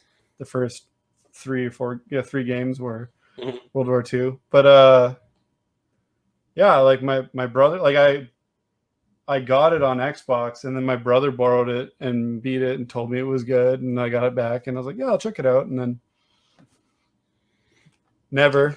Life finds a way. And then when I bought a group of random PS4 games for cheap, I think when I got Avengers, remember when I said I got it again for cheap? It was in there, and I was like, you know what, fuck it, I'll check this out.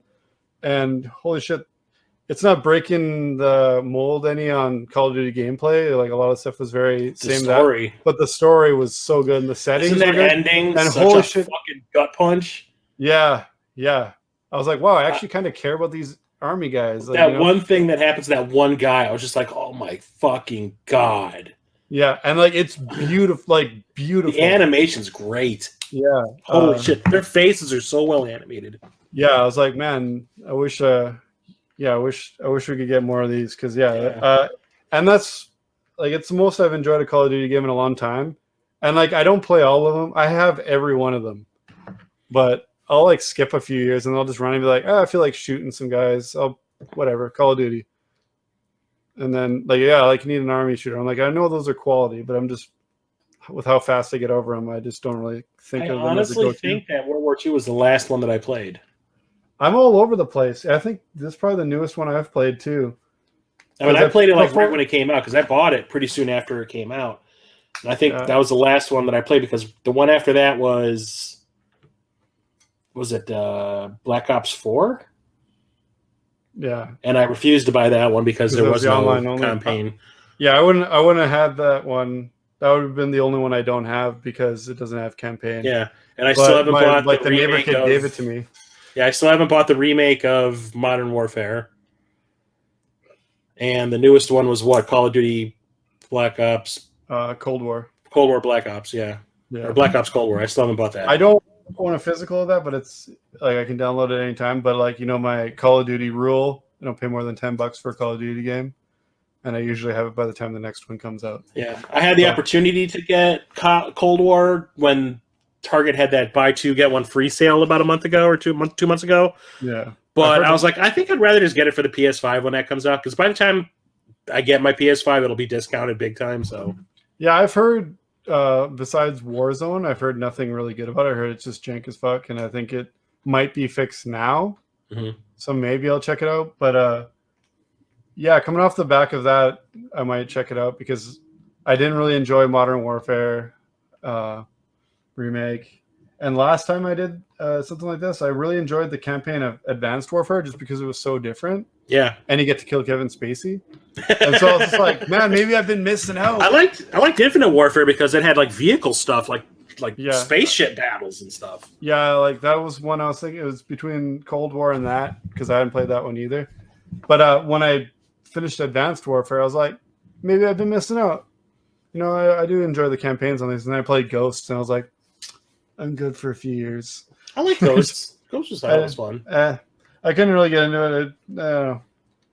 It is what it is. But yeah, besides that, those are all the games I beat since the last episode. Probably by the time this is uploaded, I'll have beaten the first Uncharted game. Have you never played any of them? I started this game 4 years ago, and it felt so generic, and like I just wasn't into it. Like I installed the collection with like, I'm gonna play because I fixed someone. My friend had the Uncharted 4 PS4, mm-hmm. and he's like, man, it won't start up games, it won't do this and that. So I had to look at it for him, and I fixed it. And my tester game was Uncharted 4, so I played like the first 10 minutes of it. And I was like, this is fucking awesome. I was like, well, I have it, but I'm going to get through that collection first. Yeah. But then I played like a couple hours of the first one. I actually thought I played through a lot more than I had. I was on like the 6th chapter. And I remember being like, oh, that part where you're in like the derelict plane and stuff. I thought that was cool. Yeah. But aside from that, I was like, this is generic as fuck. And the combat is not really fun. And then, but I'm like, all I hear is about, oh man, but 2 and 3 are so much better. And 4 is a masterpiece. I don't know about 3, but I don't know. It's, you know, everyone's got their opinion. Like, oh, 2's better, 3's better. 2's my favorite. Everyone says 4 is better than both of those.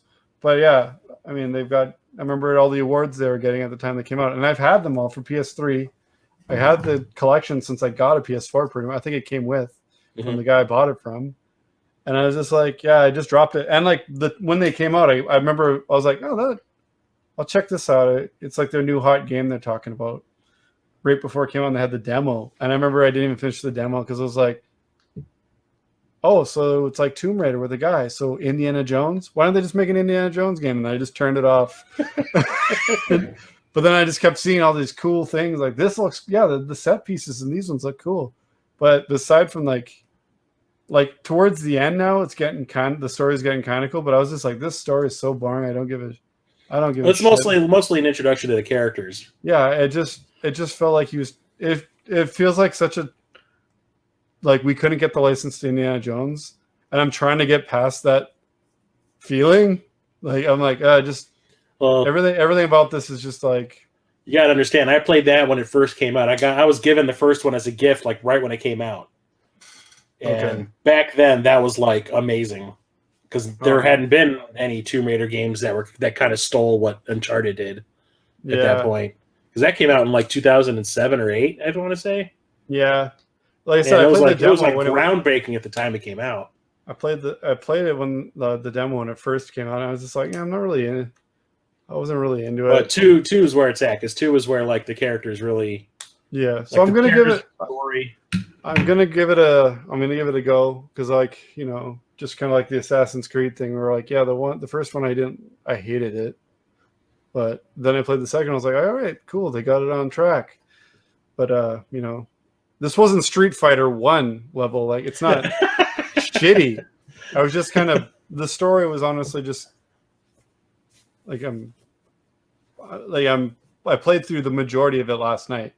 Like I said, I was on chapter 6, and I think I looked it up. There's like 22 chapters, and I'm on like 20 or 21. Because I was like, I gotta be close to the end. And right before I was done work, I like Googled and like, so if I worked for another hour, I would have finished it. So I'll hook up the PS4, probably beat it tonight or tomorrow. But yeah, like I said, it gets better. There's some cool twists at the end, but for the majority, it was like, honestly, the platforming and like the climbing and shit, it's got those annoying. Oh, I pressed left, but not like the right amount of left, so I died. So like all my deaths are from just like jump to the left. No, oh, what? No, I died because like the stupid platforming. I've been spoiled by Horizon. We'll say that platform was. Well, things have evolved since then. By the time you get to Uncharted 4 and Lost Legacy, you'll be like, oh, okay. Yeah, it does it. It does it itself. Yeah, it's funny is that in Horizon, so much of it is just like automatic from the first jump. It like she climbs up to this like, oh, I have to do something now besides push up. Because sometimes it'll be a little bit out of reach. So you got to do the little jump. So it was like there's a couple times I was like, what do I got to do, left or right? What's going? Oh, okay, it's just a little jump to get up there. It's so automatic. I said I was spoiled. So when I was doing this, I was like, jump left. Oh, he jumped to left, and he over jumped. Like for fuck's sake, grabbed it. Yeah, it felt like if it didn't feel like something I was doing wrong, which is what really annoys me in a game. Kind of feels like when you play Sonic 06 and shit doesn't line up because it's built wrong. I still have yet to play that. Well, don't. I just bought it. Bring it back. That's good. No, I got a brand new for like $10. You overpaid. Mm-hmm. Okay, but anyway, yeah, like I can see that it's gonna. I can tell that they're gonna improve it. There's some good things in there. It felt very beat 'em up. You kill the same like 6 guys over and over and over and over and over again. So I'm hoping there's a variety of enemies. Like It was like I was getting strong beat him up. I was like, oh, guy with the red shirt, he's got the grenade launcher before he even shoots. Like, I know what everyone's packing. Naughty Dog hits their stride with part 2. Yeah. So, yeah, that definitely. I know they get better at the combat and the platforming because I've played the last of it. Yeah, part 2's got a multiplayer or had a multiplayer. Yeah. It's probably long dead, but no, I was in trouble with that Sonic game was when it first showed up and I updated it. I put it in the PlayStation 3 to update it and it said you have the current version. I was like, oh, I hear otherwise. Yeah, they didn't. I'm thinking maybe the one I bought was one of the already updated versions. I'm hoping greatest hits or something. I don't know. Yeah. So yeah, that's my opinions on it. Maybe the last chapter is just so breathtaking. I'll be like, I took everything back. It all makes sense now. But yeah, as far as now, yeah, it's all right. There's room for improvement. So anyway, let's get on talking about some stuff that's happened since the last episode. Yeah. They've announced some pretty meaty things. So speaking of meat, Dead Space. Yeah, remake. I know they were talking about it being a reboot at first, but now it's like a straight up remake. Yeah, hopefully it's not just like a remaster. Like, I hope they actually we just made the graphics a little bit better. We didn't do nothing to tweak the gameplay at all. Yeah, I'm really over just the touch up of a game that I still have. I'm like, why am I buying it again? I do like it that much that I'll buy it again. And I'm like, why did I do that? I haven't played it since it first came out, so yeah, I don't know. I think I beat the first one. I beat the first 2. I was halfway through the third one when I was just kind of like, I like that this one plays. Because there's the third one moves away from it being scary to it being like a science fiction epic. Yeah, you can do co-op and that automatically kills the scary. Well, I never played any of the co-op stuff. It's just kind of like there's scenes where you're like piloting a ship through asteroid fields and stuff, and I was just like, this isn't what I signed on for. Yeah. Like the last one, I want to see a needle go through my eye again. Yeah, so I was going to say, piloting a ship. Only the last thing I piloted in one of these games was a needle through my eye. Yeah. So yeah. But I love the first 2. The third one I still got to beat. I mean, if it does, I just want it to come out and I want it to do good so that they keep going with it. Like, I'm surprised they never kept going with the series to begin with. Well, EA got their hands in it and fucked up like they normally do everything. Yeah, they got add the gotcha mechanics, should be the microtransactions for resources or whatever the hell they did in that, and then people are like, yeah, you killed it. Add multiplayer to everything. Yeah. So it looks like they knock on wood, it looks like they're kind of letting their developers do what they do and kind of shutting the fuck up about it. Like, hey, you'll make a lot of money if you don't so obviously try to drain the wallets of your consumers. That if you they did the right thing with what was it, Star Wars Jedi? Oh yeah, Fallen Order, where they were like, yeah, we're not gonna do any of that. Yeah, and it was an amazing transaction crap, and it's great, and people respect it for that. Yeah, but then then they put all that shit in Battlefront to the point where I had to defend it to everyone I talked to about it. It can't just be like, it's a good game. Oh, so what? Did you buy Luke? Well, now, everybody loves it because it's like this fully realized thing now because they've released all that extra stuff. Yeah, so many people and the people are still playing it. Some people are just set to auto ignore anything about it because it's a predatory microtransaction fest, and you're like, actually, I played it right when it came out, and that stuff was already gone because it was gone when it came out. The internet uprising fucking quelled that, and I'm thankful for that. But I'm like, now that you got them to take that shit out, play the fucking game. Check it out. There's a reason I was spreading the good word at MGC 2 years ago and throwing copies there. Yeah, I remember that was great at dinner. You're like, have a free copy of Battlefront. Yeah, but they were on $2 on the PS4, and I was just like, how many's in there? 8? I'll buy all of them. Why not? I'm going to a convention. I'll make friends. Hi, I don't know you. Have a copy of Battlefront too. You gave it to all the Cartridge Club people, I think. Yeah. What, and also nice to see everyone like selling it the next day, trying to get $20. It's good. No, I didn't see anyone do that. I was just a joke. But yeah, hopefully everyone that I gave one a copy to was checking it out. But I mean, come on, that campaign was actually pretty cool. yeah, I mean, it was pretty short, but like it was really enjoyable and like cool story altogether. So yeah. Speaking of cool story, I like the lore of Mortal Kombat, and another animated film is coming out. Follow up to what was it? Scorpion's Revenge, Mortal Kombat Legends. Yeah. Battle of the Realms is coming, son. You've dabbled a little bit in Mortal Kombat, so I assume you might be okay with Just that. a little bit, just a little bit. So, yeah, I loved Scorpion's Revenge, so I'm all here for the same people are making it, so it's going to be the same continuation of the same story, the same animation, same voice actors, everything. Cool. And they dropped the trailer, and the trailer is the whole thing is the fucking tournament. And I was like, and it looks crazy.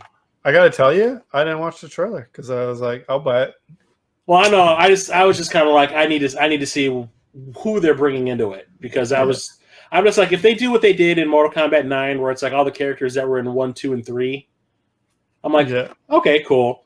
But no, there's like Rieko's in it, and like characters from all the games, and it just looks crazy. Well, here's hoping. And there's plenty of blood. They got a start out to it. They got a good start to it. I think so. Yeah, it didn't stray too far from kind of known story, but they kind of. Well, here's what's kind of funny. They side storied it a little bit, which was good, but they didn't, Well, here's what's kind of funny about it. Remember we were both saying when Scorpion's Revenge came out that we're like, how can you make a Mortal Kombat movie and not have a tournament in it? Yeah. And then we watched the live action movie and like, there's no tournament. Yeah. I was like, was this the warm up? Yeah. That's how they do. That's how they do. They get you with the character building, so then when they die in the tournament, now you're sad. Yeah, now you're sad. Now that you have any tie to the characters in any way already, from playing them in the game. Yeah, but yeah, so I mean, they're making people in. They're making it accessible for people who don't. And I'm sure that this is just going to be what happens in part 2, and then we still got the whole invasion thing they can do. I'm here for it, man. I just more Mortal Kombat, so only ever a good thing to me. Yeah, I'm glad that it's like endured as long as it has.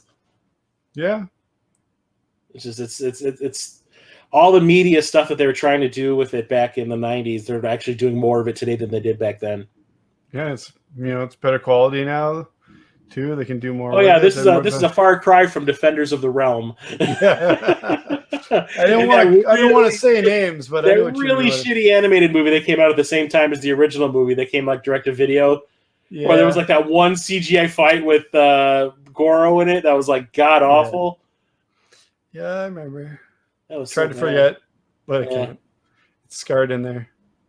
Be one thing I remember when I have Alzheimer's. CGI Goro. Yeah. So, yeah. Speaking of things that endured, though, remember He-Man? Yeah. And the Masters of the Universe. Sadly, I do. Yeah. That only thing that exists prior to right now was that Dolph Lundgren movie, the obscure Dolph Lundgren movie. Oh yeah. Yeah. No. You can't forget Secret of the Sword. Yeah. Yeah. They're. We have the power, so can you. Was that Captain Planet? No, that was like the lyrics of the theme song from Secret of the Sword. I know, it sounds super Captain Planet-y. Okay.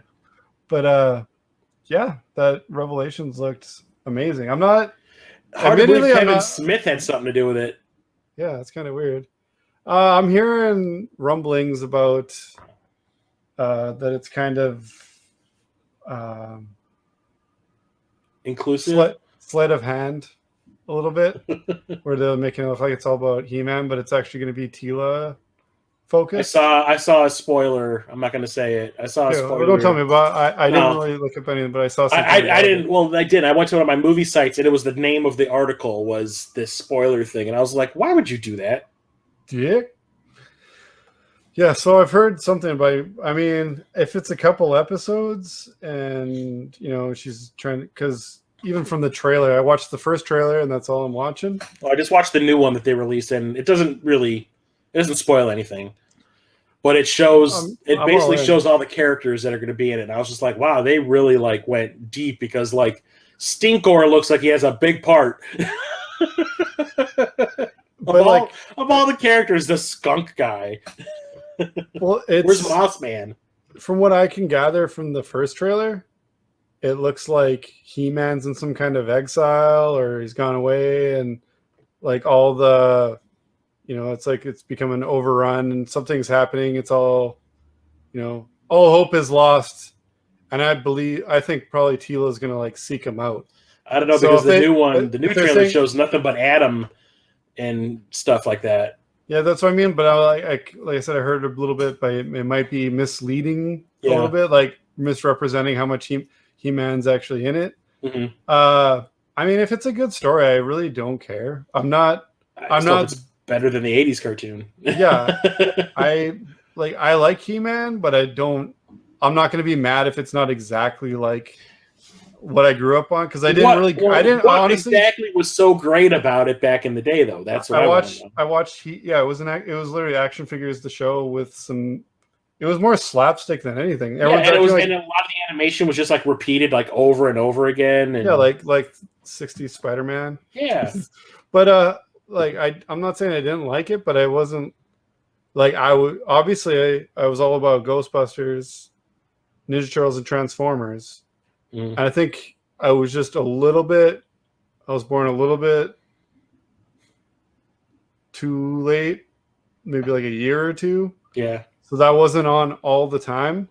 It was kind of like on before or after the shows I would watch. So I'd watch it when it was on, but it wasn't like right in my face like Ninja Turtles and Transformers. My age, Ghostbusters it was one of the prime things that we watched at our house. We used to watch it every single time it was on. My brother and I loved it. Yeah, I watched a lot more of it than G.I. Joe, I'll say that. Yeah.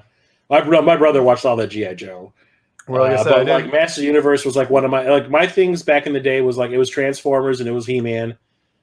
I forced my grandmother to take us to see the He-Man and She-Ra movie, and she hated us for it. She was like, "Why am I watching this garbage?" And I watched it it's on Netflix. I mean, it's on YouTube. You can just watch the whole movie there. And I watched it. I'd say maybe 4 years ago. And it was so bad when I was watching it. I texted Jeremiah. I was like, I want to do another commentary track podcast. And we need to watch Secret of the Sword. And he's like, what? So that was the origin of the movie starting, was watching Secret of the Sword on YouTube. That's awesome. Like I said, I liked it and I watched it when it was on, but it didn't seem to always be on whenever. I think it was whenever I was watching it, like every day when I was a kid. Yeah, they might have been moving on because I know it floundered after a bit, and it was like I think after the second year it started to kind of like decline, because it came out 82, 83 or 84. 82. Okay, so I was born in 84, so probably it was probably by the time I remember the TV more. It was the movie came out in like 87. Yeah, and they were like, if this came out like 3 years earlier, it would have been huge, but. Yeah, by the time it came out, it was like no one gave a shit. The budget would have been more. Yeah, I watched. But I still forced my mom to take me to fucking see it. Oh yeah, like I don't know. Like I said, I like it, but I'm not as tied to it as I would be with like a Transformers, like coming out, or it's definitely lost its luster with me because I tried watching it a few years back and I couldn't get past 2 episodes. Yeah, well, I bought the series and like the kids like watching it and stuff, and I don't like I enjoy it for what it is, but like it's not it. They can change a bit of it, and that'd be cool. Is basically what I'm saying. Like I just wished it was more serious. I'm not like it's not exactly where it's not just like, hey, we got Skeletor over here, and he's calling Beastman a boob the whole episode. And it's like, can we like stop that and just have like killing and shit? Maybe have a real battle instead of He-Man picking somebody up and throwing him, and their episode's over. Yeah, like it's. I take it only slightly more seriously when watching it than watching Adam West Batman. He's in peril, but it's a peril he'll figure out. It ain't nothing. He's He-Man. He'll fix it. He'll Yeah, get out of it. Yeah, it's like, yeah, Beast Man, you boob. yeah, Yeah. like it was cool. I met Skeletor. He was a cool guy. Alan Oppenheimer. Yeah, he's a cool Yeah. guy. He signed Skeletor for me and Falcor for my wife. So I forgot he was the voice of Falcor. yeah, it was cool. I'm just hoping that it's I'm trying to think of something that they rebooted similar, like the Transformers Siege thing that they're doing right now on Netflix. How it's like more for adults than the kids. Yeah, where you're like, there's like 40-year-old guys that care more about this than. Oh yeah, because it's like the shoot bang bang stuff. The kids will get a kick out of it, but like when it comes to like the story and the character development in it, you're like the adults are going to get more out of it than anything. Well, it's so just I'm hoping the same thing will be with this because I mean I trust Kevin Smith. He's a geek at heart. Yeah, and also like the She-Ra show that the new one, Netflix, the Princess of Power thing they did. Like I can't stand the animation of it, but it seems like there's more to the story about it. For God's sakes, like that newer My Little Pony show, I had to watch the shit out of that with my daughters. Mm-hmm. I'm like, oh, there's more than just like, oh no, rainbows. It's gonna rain the day of the bake sale. Like, there's actually shit going on in that show. There's actually a storyline. You're like, oh fuck, there's more. Like, I feel like I hope my wife doesn't watch this episode because she loves My Little Ponies, and will fucking shut this shit down. You come home one day and you're like, your camera's busted and your microphone's ripped in half. Just be sitting at the dining room table with just one light above her. So, Super Enabler Bros isn't a thing no more. Yeah, got canceled. Yeah. You got canceled. Yeah. Your Yeti mic's about to go up your ass, so you're not gonna want to talk into that anymore. Yeah. But yeah, it used to be super shallow, and like that's what it is. Like it was basically just a toy commercial for 20 minutes. So if they can like make the story more like there's a lot more that goes on in the comic books. Like I even have a couple. The comic books, they're like more complex stories. So look at the G.I. Joe comics from the 80s. Yeah, exactly. Like, well, yeah, that G.I. Joe is they had to find out ways around. Like, oh yeah, it's an army show, but no one ever dies. Comic books were like, fuck that. Yeah. The comic books are like, oh, we're gonna show you fucking Snake Eye's face. He's fucked up. Yeah, yeah, and like even the Transformers, like. Oh, we're starting to lose. Run away. Oh, shit. Flee. No, and this one was like, oh, look, we're going to have like Optimus Prime was it Starscream and Megatron melt together or something? Yeah. That was like, it was like they were murking each other in those comic books. Yeah, it was great. So, yeah, that's what I hope can happen for this. Because, yeah, it's, I don't make fun of it, but there's a lot you could easily make fun of. So I'm happy for Masters of the Universe fans if they're finally get what they've been waiting. Like they haven't made as many attempts for He-Man as big as. When was the last reboot of that? Like cartoon wise, like 2000, early 2000. Yeah, 2002 I think was the last one that came out, and it was okay, but it was they tried. You can't ever make everyone happy. There'll be some people who are mad that it's not exactly like the 80s one.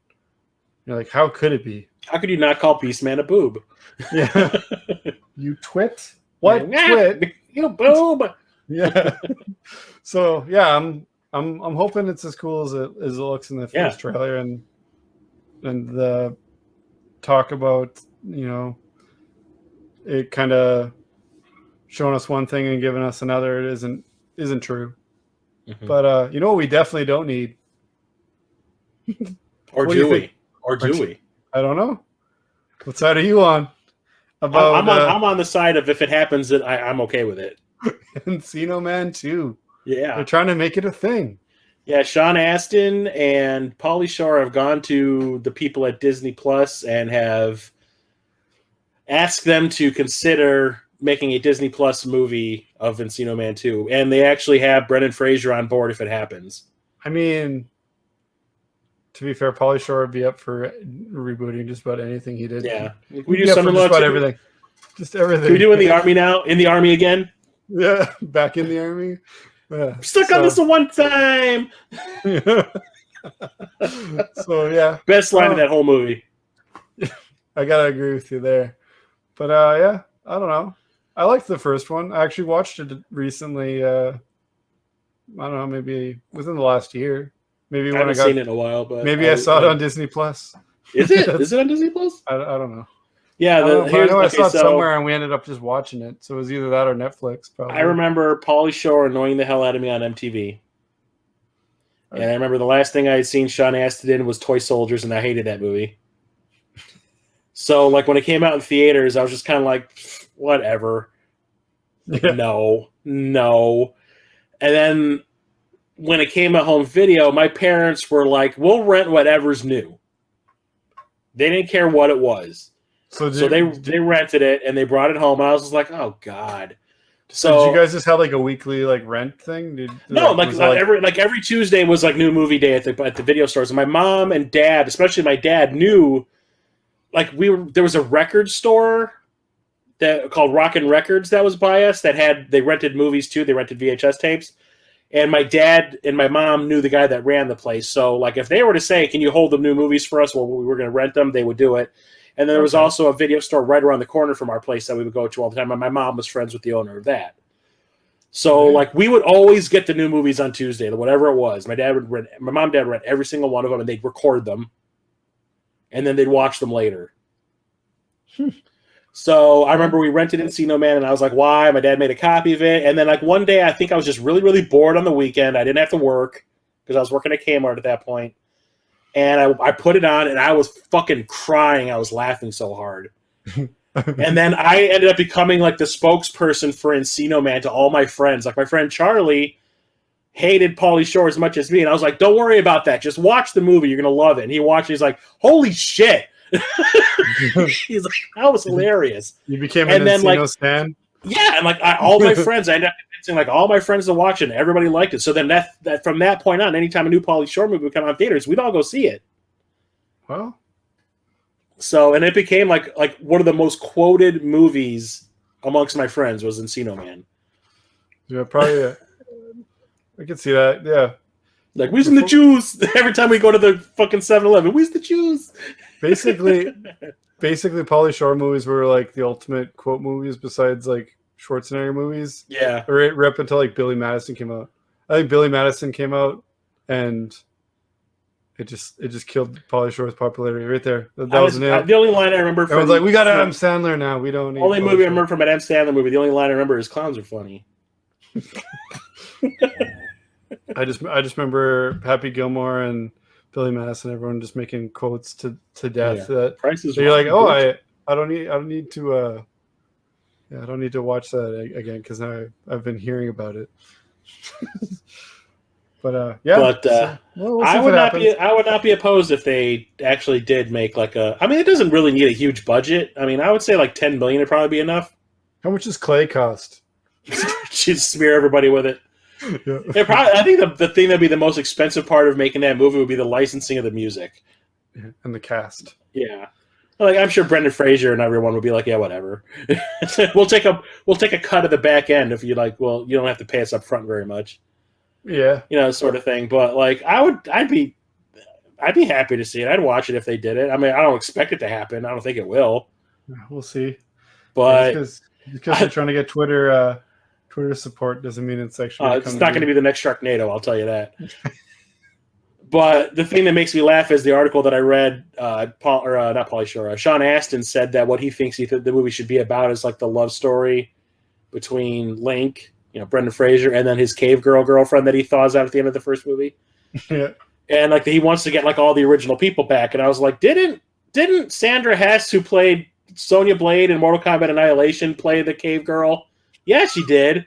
And she sucks. We saw her as Sonya Blade. That was not good. just like everyone else involved, besides Sean Astin, she'd probably just be happy to work again. Probably. So I mean, Brendan Fraser is starting to come back, but would it be about like their kids? Encino Dad? Well, like Sean Astin has kids with. If they got Megan Ward to come back, holy shit! I had a crush on her like you would not believe. Well, But, hopefully time has been kind and they get her back. yeah. So we'll see. Like I said, I wouldn't be opposed to it happening, but I honestly don't think it will. You just see her in the trailer. Resume crush. MILFs. Sweet. All right. Well, let's get to highlighting some stuff. Sure. It's been a while since I've did a VR highlight, but I don't think I've highlighted this one yet. But I may have talked about it a bit. I don't think you have. If I have highlighted it, I'm sorry. My cataloging of what we talk about needs to improve on this show. It's not like these videos are online or anything. But I'm going. Yeah, I didn't have time to research. I was just kind of like, oh shit, I forgot I gotta grab one. So I'm going with Heavy Fire Red Shadow. It's basically, the Heavy Fire games are usually like a on rails shooter type game, kind of like Rambo game. I would say about that quality. That you absolutely loved. About that quality. They're okay.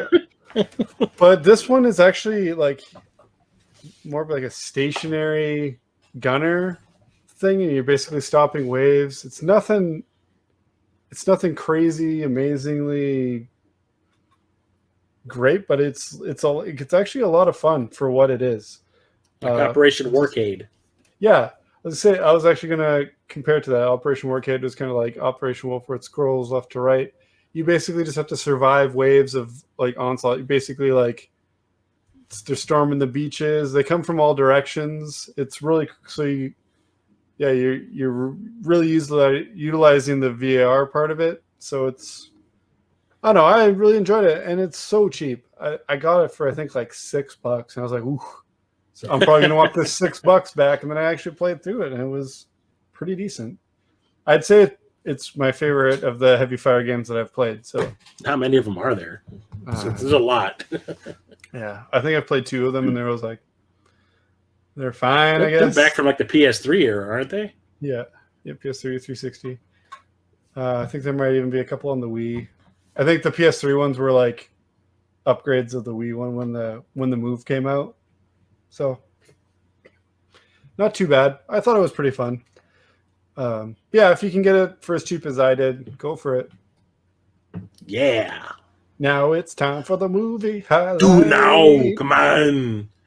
So my film pick is I already mentioned this movie today during the podcast. So spoiler or foreshadowing. It's older, but we don't have to talk about brand new movies all the time, do we?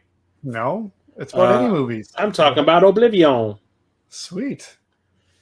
Like I was saying, this was one of those movies that really surprised me when it first came out because nothing got ruined in the trailer. Yeah, and they don't really show much. Like it's just kind of like they show you like from the first quarter of the movie, which is good. More movies should do that.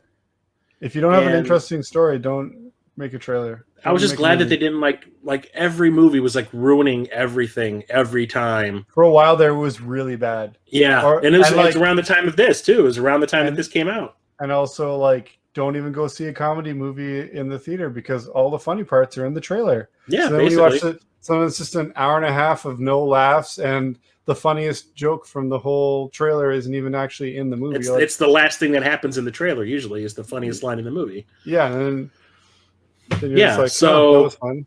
I remember I got out of work one day and I was like, I don't want to drive home because I used to work in the burbs and I live in the city, so I would just like, I want to stay in the burbs tonight. I don't give a shit.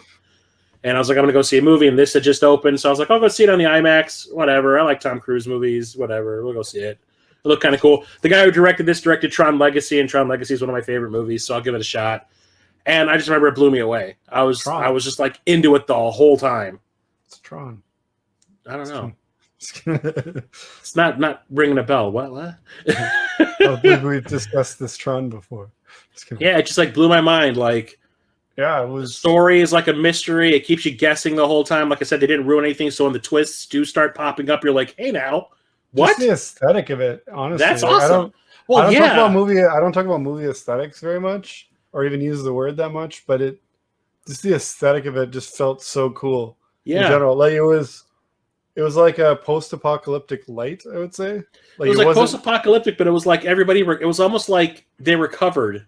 Yeah, And because then- like the world is like desolate and there's nobody around, but like all of the the house that Tom Cruise and his girl live in is kind of like this Art Deco future thing. yeah, That's like on this stilt that like it's like 1,000 feet in the air, and it's just Yeah. really cool looking. Everything is just really cool looking. His little helicopter thing is really cool looking that he flies around in and all that.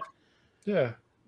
But it's just like you think it's going to go one way and it goes another, and then like weird twists are introduced, and the things that you think Yeah. were happening really aren't, and like then they tell you what's really going on. And it's like what, you know? Yeah, they just flip it on its head, and you're like, Yeah. whoa, this just got deep out of nowhere. Yeah, it's just like it just kept me interested the whole time. I was really into it, and it's one of the few movies where I got like emotionally involved in what was going on.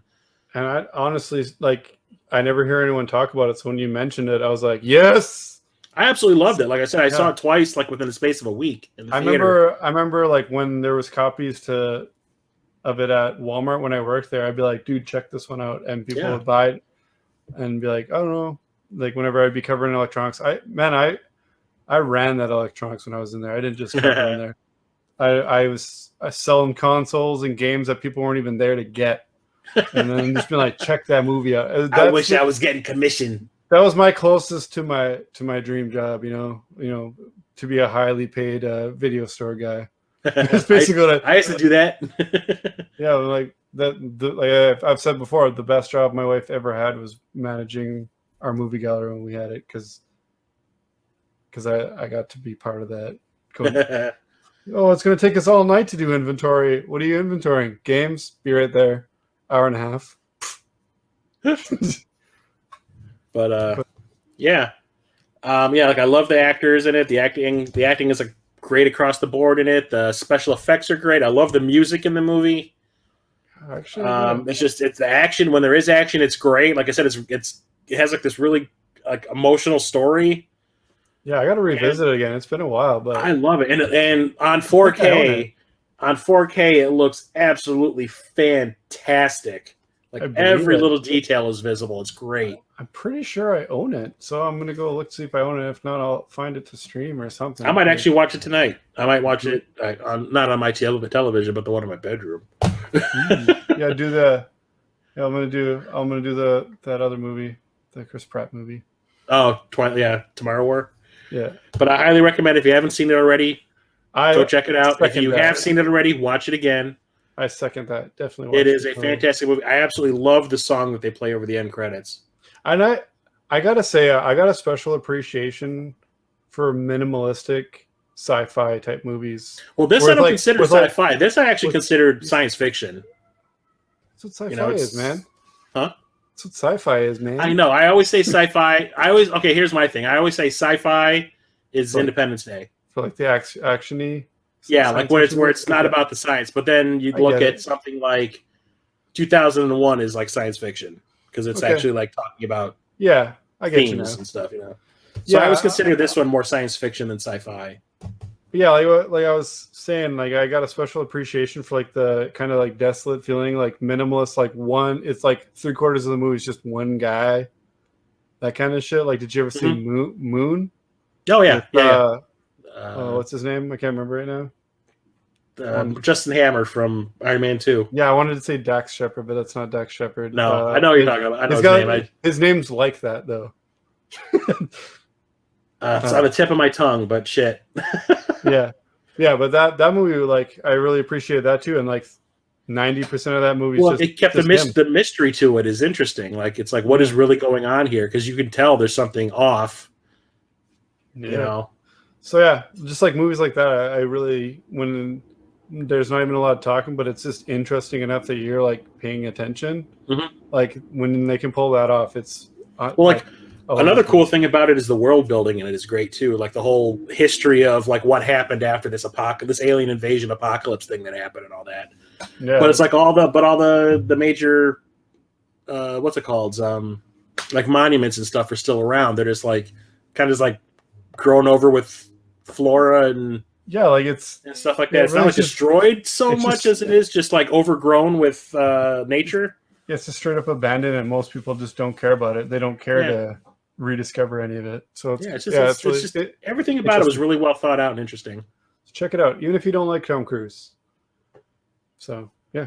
I mean, sure, he plays the same character he does in every one of his movies, like that everyman guy, but he does it so well in this one. It works for this one so well. Yeah, it almost feels like he's supposed to not know what's going on. Yeah, he was a little bit different in this one. It wasn't so. He didn't have his over the top energy that he usually has. Yeah. So yeah, I liked it. It's great. Anyway, so what did you pick up lately? Not a lot. Like I said, I'm still on money lockdown. That's okay. Because of summer, so I haven't really been buying much of anything. I'm surprised that I haven't been getting a lot of limited run stuff. Like they've even pulled back on that. I must have 25 games that I've purchased that I still haven't gotten yet. I've had to skip a few that I was actually looking forward to. I'm just not into the buy it now, wait for most of a year. Yeah, I'm getting kind of ticked off that like I still haven't gotten my Scott Pilgrim versus the World. Like I got my Castlevania collection,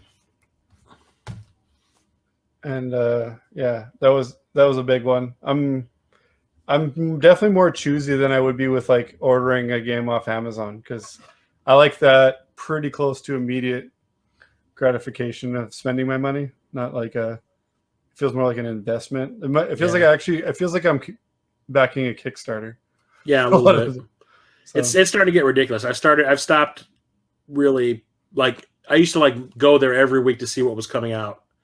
Yeah. And I'm just kind of like, whatever. Yeah, there's been a couple where I've been like, I want it, but I'm getting a little ridiculous with other stuff I'm collecting. Maybe I should pick and choose my battles here. Yeah. So I was hoping that I would have a lot of limited run stuff show up over these 2 months, but nothing's happened. I think I've gotten 2 things. One day I talked about them last time. You'll show up tomorrow to like a refrigerator box on your step. What the fuck is this? Everything I've ever ordered from Limited Run shows up at once. But when it comes to like movies, I really haven't been buying anything. The only thing I bought in 2 months is Justice Society World War II. Brothers. Woo! Brothers. Yeah, I was at Target doing some grocery shopping, and this was the only new thing that they had. And I was like, hey, I totally forgot that was coming out, so why not?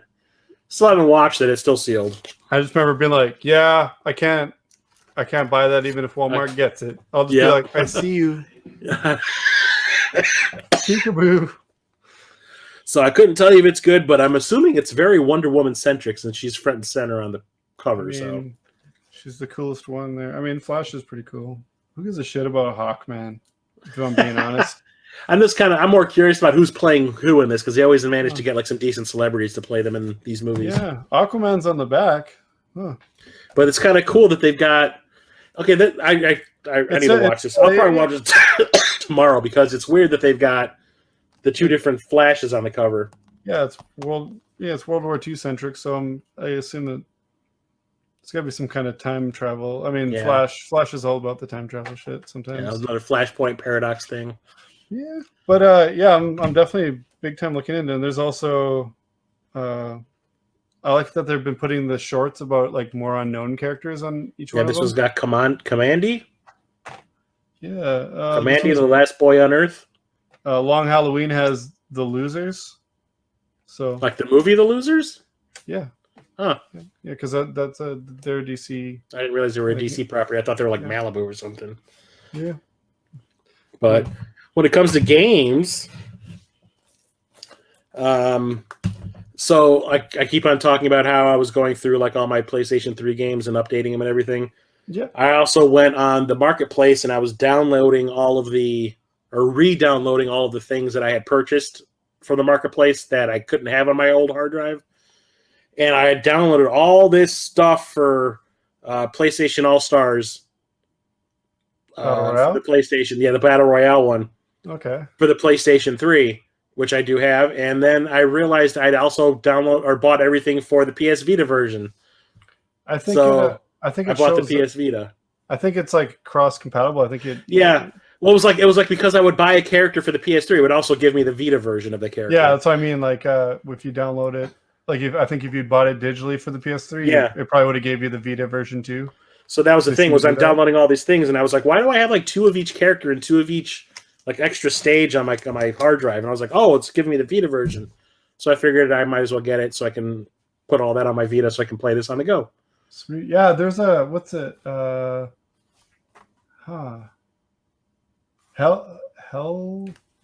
Hell something from PS4, like Helldivers or Yeah. when you go to install that to your PS4, it also goes, oh yeah, here's the PS3 and Vita versions. You're like, okay, that's Cool. Yeah. But I always enjoy this one. It's just a rip-off of Smash Brothers with PlayStation characters. I have it, but I've never checked it out. It's fun. It's a little clunky, I would say, when compared to like Smash Brothers. But there's also like Tekken Somewhere characters in here too. There's characters that aren't from like specific PlayStation games. There's like the way that they brought like Tekken characters and Street Fighter characters into Smash Brothers. They have some of that. Yeah, and then in there's here too. some that are 'Cause like you can play as the guy from Dead Space. yeah, Isaac. You can play as him. He's a downloadable character and all that. But like on the front, you've got Ratchet and Clank, Sackboy, Sly Cooper, God of War. You got Kratos. Nathan Drake, one of the big daddies from BioShock. Yeah, I remember people being like, "That's not an exclusive." Yeah, so like, and Just the guy like from it's on the PlayStation. Oh yeah, but you also got like Jack and Daxter and Isn't Nathan Dante Drake in it? from DMC. Isn't is Nathan Drake in that too? Yeah, he's on the front. Oh, okay. Yeah. I was just trying to remember. I'm not looking at. Yeah. One of the guys from Killzone, the guy from Infamous, and and one of the guys from Killzone, Parappa the Rapper, and I think this is the big bad, because is that Kazuya from Heihachi? Heihachi? Yeah, Yeah. I think that's Heihachi. Yeah. Fat Princess. I mean, yeah, it's cool, it's fun, I like it. It's just it's not. Well, it was It's not supposed Smash to. Brothers. Well, to be fair, they had advertised that it would be getting like a bunch of add-on characters, and I think 2 of them ended up coming out before. Oh, there's a ton of them. No, there's a ton of them I downloaded. Oh, okay. Well, I remember. Yeah, there's like between 6 and 8, I want to say, extra. Okay, because they had a whole bunch planned, and they nixed it a lot. Yeah, like Isaac is one of the downloadable ones, and I should go look. There's also these like minion characters that help you out. They're kind of like a little secondary character. Oh, okay. And there's a ton. There's like 30 of them. I didn't. I didn't really check it out, but when it was new. But when a bunch of PS3 games were getting cleared out, like I snatched a couple copies of it. I think I even gave a couple to friends and stuff, and like Puppeteer and stuff like that when it went out. And little did I know that was going to be a sought after game out of nowhere. What is that one you need? Yes. Okay.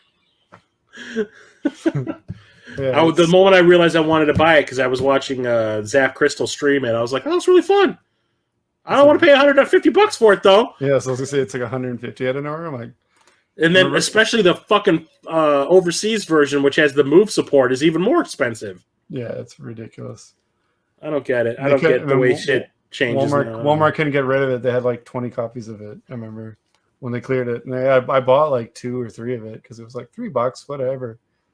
Like that's just when I was trading with people more. Yeah. Like I used to be big into trading. Like I'd send shit all over the states in trades, being super trusting that other people weren't pieces of shit and would actually send me what I.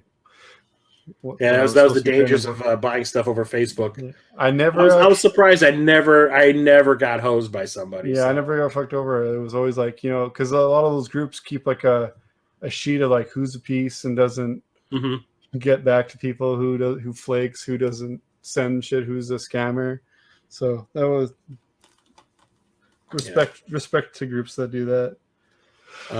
Last week when I saw F9, we stopped at a Half Price Books right before we went to dinner. Went Half Price Books and then saw the movie, and I found this. I think it's a dungeon crawler, but it's Battle Chasers Night War.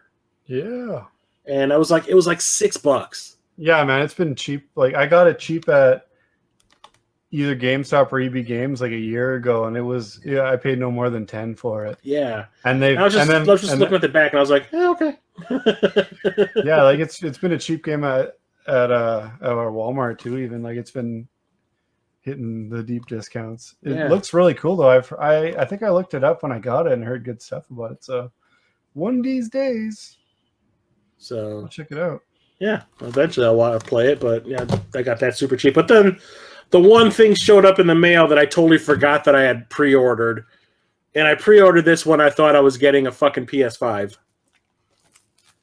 So my copy of Alex Kidd and Miracle World DX showed up.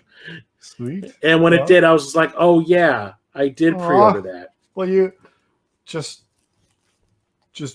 you're just stocking up for when you do get one because you're still going to get one, right? I'm still going to get one, but I'm like, why? When? Right? When? Why did I do that? Well, I might have done something similar. So yeah, there's that. I don't even know if I've ever played the real Miracle World. Alex, I have Enchanted Castle. I've got like, and I have High Tech World, and I think that's it. I've got a couple of them for the Master System. But which one is Miracle World? Is that the first one? I think Miracle World's like first one's just called Alex Kidd. Okay. Miracle World I think is the second one, and then I think High Tech World's the third. And there's Shinobi World is like the fourth. Yeah. That was very specific. I was like, huh, okay, well. Yeah, let's do a crossover. Use them if you got them. Yeah. So I don't know what it's about. I've never played it. So is this the one with the rock, paper, scissors shit? I don't remember. I don't know. Okay. So was like in Shinobi World, was it just literally just I've never played that one. I've never played that either. The only one I have is it like the first ROM hack in history? It could be. It's a Shinobi with Alex Kidd. So like you're the guy throwing the ninja stars into the screen. Yeah. It's Alex Kidd doing it. It's literally going, this is cool. It's literally just a reskin of Shinobi. I'm a ninja assassin. Yeah, I just have High Tech World on the Master System, so I'm afraid to go look for those other games. They're probably expensive as shit. Yeah, I was going for a full. Well, before COVID prices went crazy, before the pandemic, I was like slowly but surely going for a. No, it's just my camera's going crazy. I know. There we go. Way back to you. Sorry, it's rude. It's rude not to wave back. It's a high five. Yeah. You're like, oh no, I was actually waving to someone behind you. Okay. Just to make it awkward, so I just look like a dick. Oh. To Arthur from Ghosts and Goblins. Yeah. I was waving. Hey, MODOK. I was waving to MODOK. Yeah. But that's it for my pickups. Like I said, I bought some extra stuff, but it's just like this stuff not even worth bringing up right now. All right. So just to preface this, I was trying to go easy on you and do a goddamn pickup video because we went out of town and I hit up Toys R Us and I hit it hard. I actually hit it so hard that I had 3 stores planned to go to after. And I was like, probably shouldn't because it'll get out of hand there too. So, yeah, I had it filmed and everything. The boys and I kind of did a pickup / unboxing of everything. And then the sound is just straight trash. Even though I had it set to my Yeti, I guess it went to like the webcam thing, and it literally sounds like my mouth is up against the thing yelling because it like crackles if the kids say anything with their like higher pitched voices.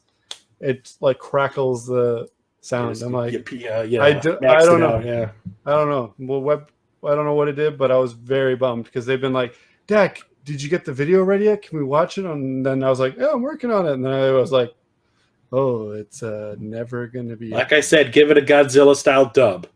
Yeah, we'll see. Your mouth is moving. You're just like, yep. then I'll have to dub over for the boys because they won't sit and do it. My God, what's going on here? Dad, you're so cool. It's like an MXC overdub with things they're obviously not saying. Like, Dad, you're amazing. You're the best dad ever. I know I am. Look, you're goddamn right. So I get someone else to dub my voice. I just do the boys, and I hire someone to do it. Have your wife dub the girls. Oh, it's just me and the boys. Oh, okay. But anyway, yeah, I also pre-ordered a PS5 game despite not even wanting a PS5 yet. I mean, if someone's gonna give me one, I'll take it, but I'm not in the market for one. Even if it was at Walmart, I wouldn't grab it. But finally, my Terminator Resistance remaster or enhanced collector's edition showed up.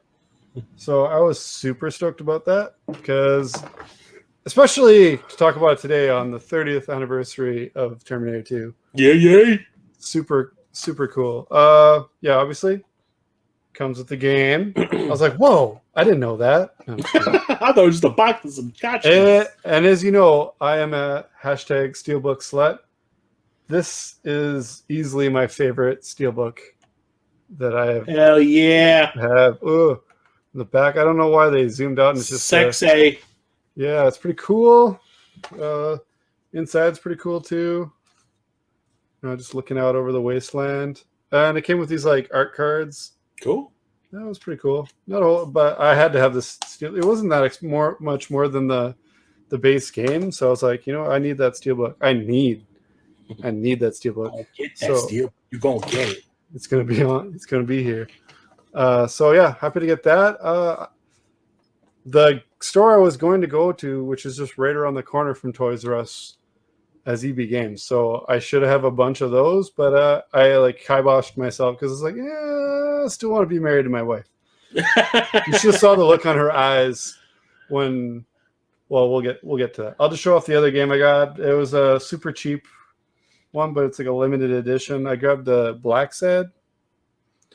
Oh yeah, it's like a detective. I think it's like more of like sort of a like walking sim point and click kind of a investigation game.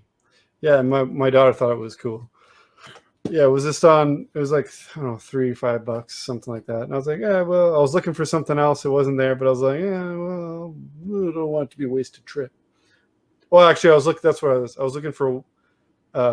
Scarlet Witch from the Disney Plus wave. I really want that figure, and that's the only one I'm missing right now.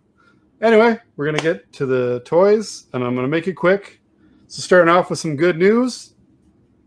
Zenmu is complete. He doesn't look like the Wampa from Empire Strikes Back anymore, which means that I got the last villain wave of Marvel Legends. I got the AIM Scientist Supreme with his cool championship belt, apparently. Really cool. Championship of Evil. Yeah, it gets to go with MODOK up there. I actually ordered a couple AIM soldiers to go with it, so I can have a whole little setup. And okay, that's when we got to Toys R Us, I hit this 8-foot section of Marvel Legends and a few McFarlane figures and stuff like that. And we were there for at least half hour. My wife and daughters had went through the entire store and came back with what they picked out, and me and the boys were still like, holy shit, holy shit, holy shit, holy shit, holy shit. Well, at least you got a Toys R Us in Canada. Because they finally, well, they've been closed for a couple of months with all these lockdowns and crap. They had Marvel Legends, that would be long gone normally. Like, I was not expecting these. And there was like clearance on some actually quality. Usually you see clearance Marvel Legends, you're like, yeah, it's going to be the character that I don't even know why they made it. Nobody all cares. Jubilees. Nobody cares about that dude. Like, so obscure that even Polka Dot Man. like 3 people on Earth want that guy. But there's actually some pretty cool stuff for really good prices. So as you know, I've been trying to build my 90s Jim Lee style X-Men up, and I pre-ordered this one, but for the discount price, I was like, I'll buy it again. I'll have 2 of this. I got me a second Rogue. Yeah. I'm totally cool with having another Rogue. All my kids like Rogue, so I'm sure they wouldn't mind having a Rogue to play with. That's from the Retro series, and she's got, her ungloved hand. And she also She comes with the gloved hand holding the other glove. Don't do it. I just want to kiss you, Bobby. I just want to stroke your hand. Yeah. So, yeah. And steal your shit. I was amazed that was still there. Like any other store, that'd be gone. And then I completed, I passed up on this guy, but now that I've opened him, he's super cool. I just kind of wanted what I consider the classic look but I grabbed Daredevil from the first wave of the Spider-Man retro series. It's pretty cool, but The color scheme's kind of weird. I want all red. I want all red. Yeah. Like that's what I consider, even red and yellow. But I think red is kind of the one I'd want. Of course he's got his Billy Club. He's got these little wrist things that you can swap out, different hands. He's got his Matt Murdock face, or if you color his hair brown, he could easily be Scott Summers. So pretty cool. Glad I got him. Like, for the price he was, I was like, yeah, I'll pick him up. So glad to finally have him. This one's got to be, I think, at least 2 years old, but I wasn't going out of my way for him, but with him sitting there, I'm happy to add him to the X-Men set. Forge. So yeah, now when I get my Bishop figure, he's got some backup. Excited for Forge. Kind of in the same boat. I wasn't going to go out of my way for this. Now that I collect the X-Men more, like, I could have got this at our Walmart, but I passed it up because I was like, I'm the kind of guy that was like, I want some of the main characters before I'm getting like kind of secondary characters. But I got Blink. Okay, that's cool. Yeah, it's because she's got her little portal and her little like psionic knives or whatever they're called. Yeah, really cool. I really liked the style they had her for the Days of the Future Past movie. Yeah. What's that Chinese? She's like the most famous Chinese actor. Bing. Yeah.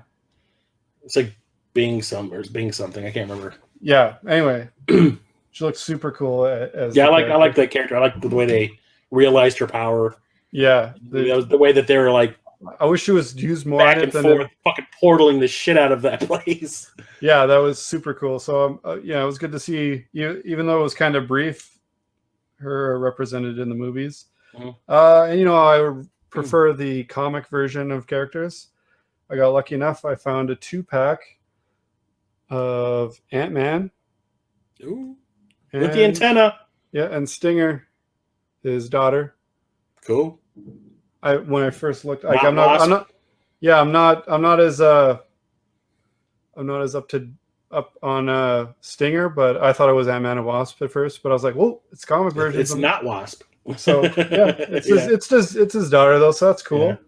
Yeah. I think it was, I want to say it was like $20 for the 2-pack. So these are usually like $30 a figure. So I was like, I'm getting 2 figures for less than the price of one. So I was like, now I was like, push it when we're looking at it.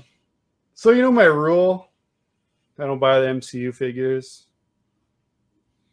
Unless, well, my with the kids, they get to pick out their own shit. So I leave it up to them. And when we got this, I was like, all right, we're not opening the action figures. Because I got called into work when we were like 20 minutes out of the city on the way home. It's a 4-hour drive, and I had to work in like 3 hours. So I went a little faster than I ever do on the highway to get back. But Saren jumped the gun and had to open this guy when he got home, but he was pretty good on the rest. But he got Endgame time travel suit. Yeah, Endgame Captain America. Pretty cool. He loves Captain America. Captain America's like, I didn't even realize how much he liked Captain America. Yeah, that's America's ass. And then it's time travel. It's more padded than it should be. Gotta protect it. And then from everybody's favorite MCU movie, Thor: The Dark World, they picked out. But this is cool though. Like, this is a kick-ass Thor, and it was a 2-pack. And he comes with Sif, and it was another pack that was like, I don't care what movie he's from, I still like Thor, and it was the only Thor to even choose from there. So it's funny that you found that, because Sif just made a comeback on Loki for like $25. Yeah, I'm sure this figure's gone up. Yeah, not that I care about the investment, but yeah, that was a funny scene. I liked that. So yeah, this is from Thor: The Dark World. They did like a kind of a line of like the first 10 years, I think they called it, and it was like 2 packs of random characters from all the MC movies. Like there's one with like Tony and the first Iron Man armor and stuff like that. And then they picked out. This is the other one they picked out. We got Sebastian Stan, Winter Soldier, and Falcon. Oh yeah. So Falcon and the Winter Soldier from before Falcon and the Winter Soldier. I believe this is Infinity from the Infinity War line. So like the fact that Infinity War toys were still in this store was like amazing to me. Huh. And yeah, it wasn't the same story as these other guys. New Brunswick, was it? What? Where's the place you went to get all those? Oh no, that's like across the country. Thunder Bay. Thunder Bay. Okay. Yes, yeah. 4 hours from me. It's the one I usually go to, where I usually get like a shit ton of game pickups. It comes with a Chitauri blaster too. Cool. So yeah, maybe people in Thunder Bay just don't give a shit.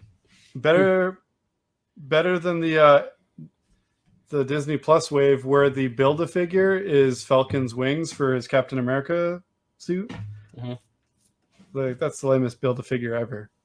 Like I've only got 2 things from that wave, and it's just like a chunk of the middle of his wing, and I'm like, get out of here with that. So yeah, this came with the whole thing, and it was like another pack that I think was like $25, and I was like, hell yeah on that. And then the last Marvel figure is I found God. Found the God of the MCU. Stan the man himself. I was like, I was like, I gotta have it. This guy's in every movie, so the ultimate cameo up until like the last 2 movies. So feels good to have him. He's gonna stand probably right in front of like everything. So it's cool to have him. He was dirty cheap, and he comes with, I don't know why he comes with like a fold up checkerboard or something. Briefcase. He just likes playing chess, man. I don't get it. But yeah, that's it for Marvel figures. And as far as Transformers, I went light. I just picked up Sunstreaker. I'd never seen him in the store. He's from the Earthrise line, so from the Netflix series. I used to have the original version of him, the G1 version. I've got a version of him that's a couple of years old. It's cool too, but it looks a lot different from this. They didn't have a whole lot more, but like I said, like that, all that stuff's gone from stores too. So like them being shut down, it was almost like a time capsule to like I went to one 2 years ago or something.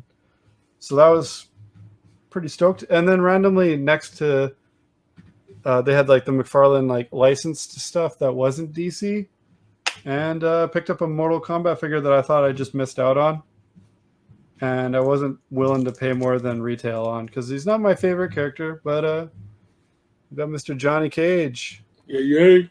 I'll let you know that he got the Excellence Award for Best Actor. He convinced someone he was cool and got a Best Actor award. Isn't that part of one of his fatalities where like sticks that in your head? Yeah, he like jabs it right in their chest or something. Yeah.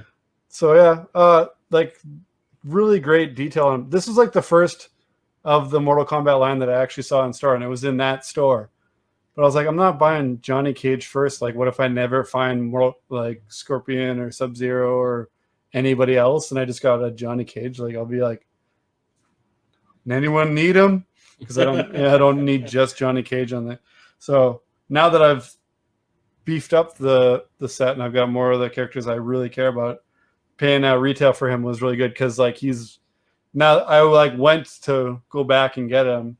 But on Amazon, he's like 3 times the price. And I'm like, nah, I wouldn't pay $5 more. But he comes with an action figure too. So that's a 2-pack if you ask me. And then finally, some ones I ordered a while ago from the DC line showed up. I got the Jokerized Nightwing. That's creepy. Which is pretty cool. I didn't get the Nightwing with the red paint. I've got the Nightwing with the blue paint. So they released a 2-pack of him and the Red Hood. And I was like, I don't like Nightwing that much, so I'm going to get on. But that one, I was like, all right, that's different enough. That's a different figure to me. Then they're kind of late on villains for this set, honestly. And I got Bizarro. I always liked Bizarro in the comics, even though I'm not a big Superman fan. Bizarro was always cool to me, so I was happy to order him. And then we got... Where's your Mr. Mixel-Pitalik figure? Mixel-Pitalik? Yeah, he didn't make him yet. But I got John Stewart Green Lantern. That's pretty cool. Now I got a pre-order from I know almost nothing about Jon Stewart as a Green Lantern. To me, Green Lantern is Hal Jordan, and He's the super serious one. yeah, I don't know, any of the Green Lantern I've read has always been Hal Jordan. Like, it's just how it's been. So he's coming out in a 2-pack, but the only thing that sucks is he's coming out in a 2-pack with Dawnbreaker, which is the Green Lantern Batman. I don't know if you remember in that flurry of Batman figures I got in that big box a couple episodes ago, probably like 10 episodes ago. But yeah, so the only way to get, I'm sure they'll put him in a single pack, but I was like, you know what? My son always likes playing with that one. So he's got his own that he can beat up. I'm cool with it. So I ordered the 2-pack. And then I went to Walmart just to grab some snacks for work before work yesterday, and I got another one I had on order. But he's like, they were saying he was going to show up in like end of this month, or I must have ordered him in like February. But that's Batman Beyond. Hell yeah. I'm still the only Batman I am missing, not counting what I have on order, like I have it at least ordered, there's a Build-A-Figure one that's a Target exclusive of him, but his, instead of like where his mask is molded, where it's like his mouth, it's kind of like almost like an Optimus Prime type. Like you see there, you can see his mouth. It's more just like flat. And he comes with a Build-A-Figure part of the, I don't know how, are you very familiar with Batman Beyond? Mm-hmm. Where there's like it's called like Future's End Joker, where it's like Batman on one side and Joker on the other. Okay. It's like some weird cyborg thing. But that's the Build-A-Figure. And I'm like, of course, I can't get it. And I was hoping that, I guess Target exclusives in Canada are Toys R Us exclusives. But they didn't know anything about it there. And I was like, oh, I might have missed out. So that sucks. I'll take you to all the Targets out here. Hopefully when the border opens, I can work out a trade in one of the toy groups. We'll see. No. But that's the only one I'm missing. I really want that Future's End Joker, though. I'm like, of course it turns out that, you know, like I hate exclusives to no end, especially when there's not a Canadian alternative to get it. But yeah, that's it for now. I passed on the death metal. Remember when we had Do You Nerd on, and I was talking about the death metal Wonder Woman and like all the other cool figures that were coming out. They had the whole wave there, but I was like, I'll save some money, and I put them back. Actually, this Batman Beyond was there too, and I was like, I can wait, and then I just bought it. Be happy that they don't have a layaway program at Toys R Us. Yeah. Was that a message to my wife? Because I put a few of those back. There was a couple kind of more obscure ones. I'm like, oh, there's a lot of them, so hopefully, like by the time next time we come here, they're still here. I tried to behave. That was me behaving. No, yeah, it's ridiculous. I'm proud of you. I put some back, but only because I already had them on pre-order. There's a couple others though. There's a couple Marvel Legends I put it back that I was like, I could do without. I won't cry, but much. Yeah, I feel gutted. And then yeah, so that's everything for my pickups. Again, I tried to spare you. I'm sorry. Hopefully, it was at least entertaining. That was cool. But that's everything. I don't see very much coming for the next little while. So nice. All right.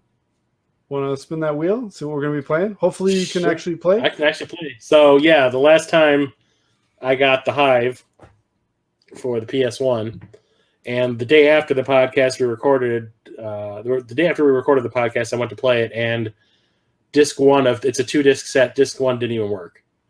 Man, I was so happy to hear that you were like right on it the next day, and then you're like, yeah, so it doesn't work, so I can't play it. Yeah, disc 2 worked, but it requires you to have disc 1 already played through for it to access what's on disc 2. And I was super pissed. And the disc, like I said, the disc looks perfect. There's like nothing wrong with it. I think there might be rot or something, but my PS2 won't even recognize it. Sometimes it's just a bunk disc. I had Spider-Man 2 when I first got like a PS2, pretty much one of the first games I really got into. I got 3/4 of the way through the game. Then it got to a point where it needed to read a point on the disc, and it just wouldn't. If it did load up, it would load up Spider-Man in just emptiness, like a load screen. You know, when you just run in against mist, and you're like, oh, that's it. So I thought my PS2 was dead. Went and bought a new one. Found out, oh, it's just the disc. So I was so sad. I was pissed. So now I have to buy I'm still going to play it. I have to buy a replacement disc, which I found. So I just need to buy it. Yeah, well, here's hoping we'll hear a little update on it. I think that's the reason why I haven't played anything, because I was so bummed about that. I was just like, I don't really want to play anything. Yeah, it makes you feel like kind of a waste when you go to play something that you've had forever, and they're like, oh, it didn't work. I should have tested it out when I first got I it. could have done something yeah. But like I said, it could have been like that Spider-Man game where I'd played a significant amount of it, but then I reached a certain point and there was nothing wrong with the disc. Like, I bought it brand new from Walmart, and then it just turned out it was the game, and I was like, nice. Just the pressing of the disc. Then if you'd look at it under the light, like, you'd see no scratch, pristine. It had never been out of my PS2. And then you look, and it almost looked like there was a dent. Yeah, but the plastic had no dent at all. But it's in that stuff that's in between the plastic that's doing that. It would just look like a dent in it, and you're like, for fuck's sakes, that's what it is. I had a DVD of Mortal Kombat Annihilation when it first came out, and it would skip at one specific part of the movie whenever I played the DVD. Hopefully it was the beginning, and it would skip to the end credits. No, but I remember if you looked at it in the light, you could see that there was like a dimple in the material that's in between the plastic. Yeah, it was such a bummer. So I was just like, oh. And then Walmart did good. They returned it for me, so that was really good on them, because usually they don't on open games. They're like, oh yeah, right, you beat it, and you just wanted to swap out. Did you get another copy of it? Yeah, that's pretty much the only time they'll ever do that. They're like, we'll give you another copy, but we won't. You know, you're not trading it for another one. It's not. They're not going to fall for it like rental stores did when people used to like rent original Xbox games and rip the games and come back and be like, doesn't work. Like, oh, that's weird. Worked for mine. You sure it's not just your Xbox? Yeah. So it's sad to hear, but we already talked about mine. I really enjoyed it. But anybody else? Hopefully you've got your lists ready. I know Captain Algebra got his. He beat his. 38 games from 0 to 36 and 0 and 00. And let's see what we all get. I am excited. It feels like I haven't played games in forever. It's only been since last night. Since last night. So yeah, we'll see what we get. And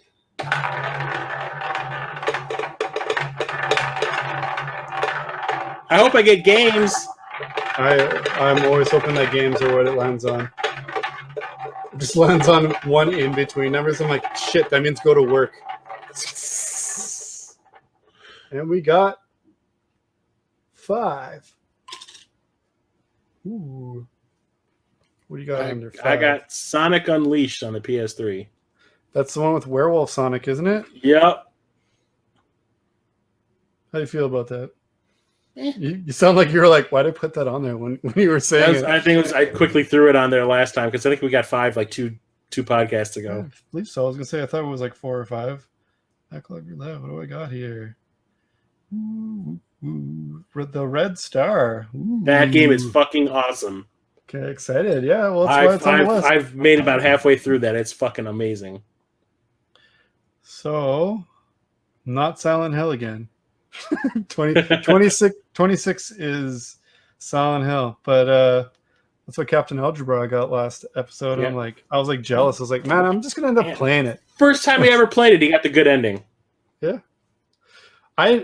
If I did beat it, I just don't remember finishing it, but I rented it once, maybe twice with a friend, and it was just like an overnight rental because it was like only a couple bucks back in the day. And I remember playing the shit out of it. But if I did beat it, it'll be the first game that's on this list that I've actually beat already. So cool. I'll see. But I haven't watched anything on the end of the game or anything before, so I want to I want to see if I find out I beat it. I'm not going to be sad.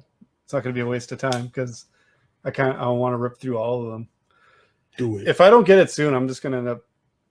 I mean, if I already got the PlayStation up and I'm using it for something else, and I'm like, what am I going to play? I might just throw them. I might just cheat a little bit, but either way, it's enabling more games to be played. So hopefully everyone got something really cool. Yeah, hopefully we enabled you to play some games. Yeah, hopefully you enjoy Sonic Unleashed. What are you going to play it on? I have the Xbox? PS3 version. PS3? I think I got it on the 360. But I played a bit of it at some point. I think my wife's like nephews play. No, as far as like that gray area of Sonic games, it looked interesting. I didn't play it. If I did play it, it was only like a few minutes, but I know I watched my wife's nephews play a bit of it, and it looked pretty cool at the time. So We'll see. it didn't look like broken jank mess like 06. So I wish you the best of luck. Oh, May you platinum it, sir. yeah, sure. I've played one game. Yeah. That's all right. Well, it's time for number 2. What was your Anyway, what was the one you platinumed? Cat Quest. Cat Quest. Yeah, I was like, I know it was something really. So yeah, I'm excited. I can't wait to play my game. I picked up at the last MGC we were at, so it's not that old, but it's something that I've been wanting to play for longer. I picked it up for a reason, as we always do. Yeah. So, all right, should we call it an episode? Hell yeah. All right. Hey, look, an hour shorter than last time. Good us. We're working. We're all grows up. One step at a time. Yeah, baby steps. All right. Thanks everyone for sticking with us. I'm sure you watched us all in one shot, and if not, hey, at least you toughed it out for a couple tries. All right. Yeah. Thanks for hanging out and talking with me again, Chris, and catch you guys next time. Bye. Yeah.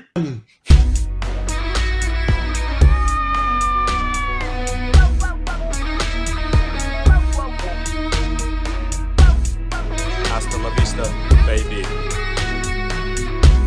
Goodbye. In case I don't see ya, good afternoon, good evening, and good night.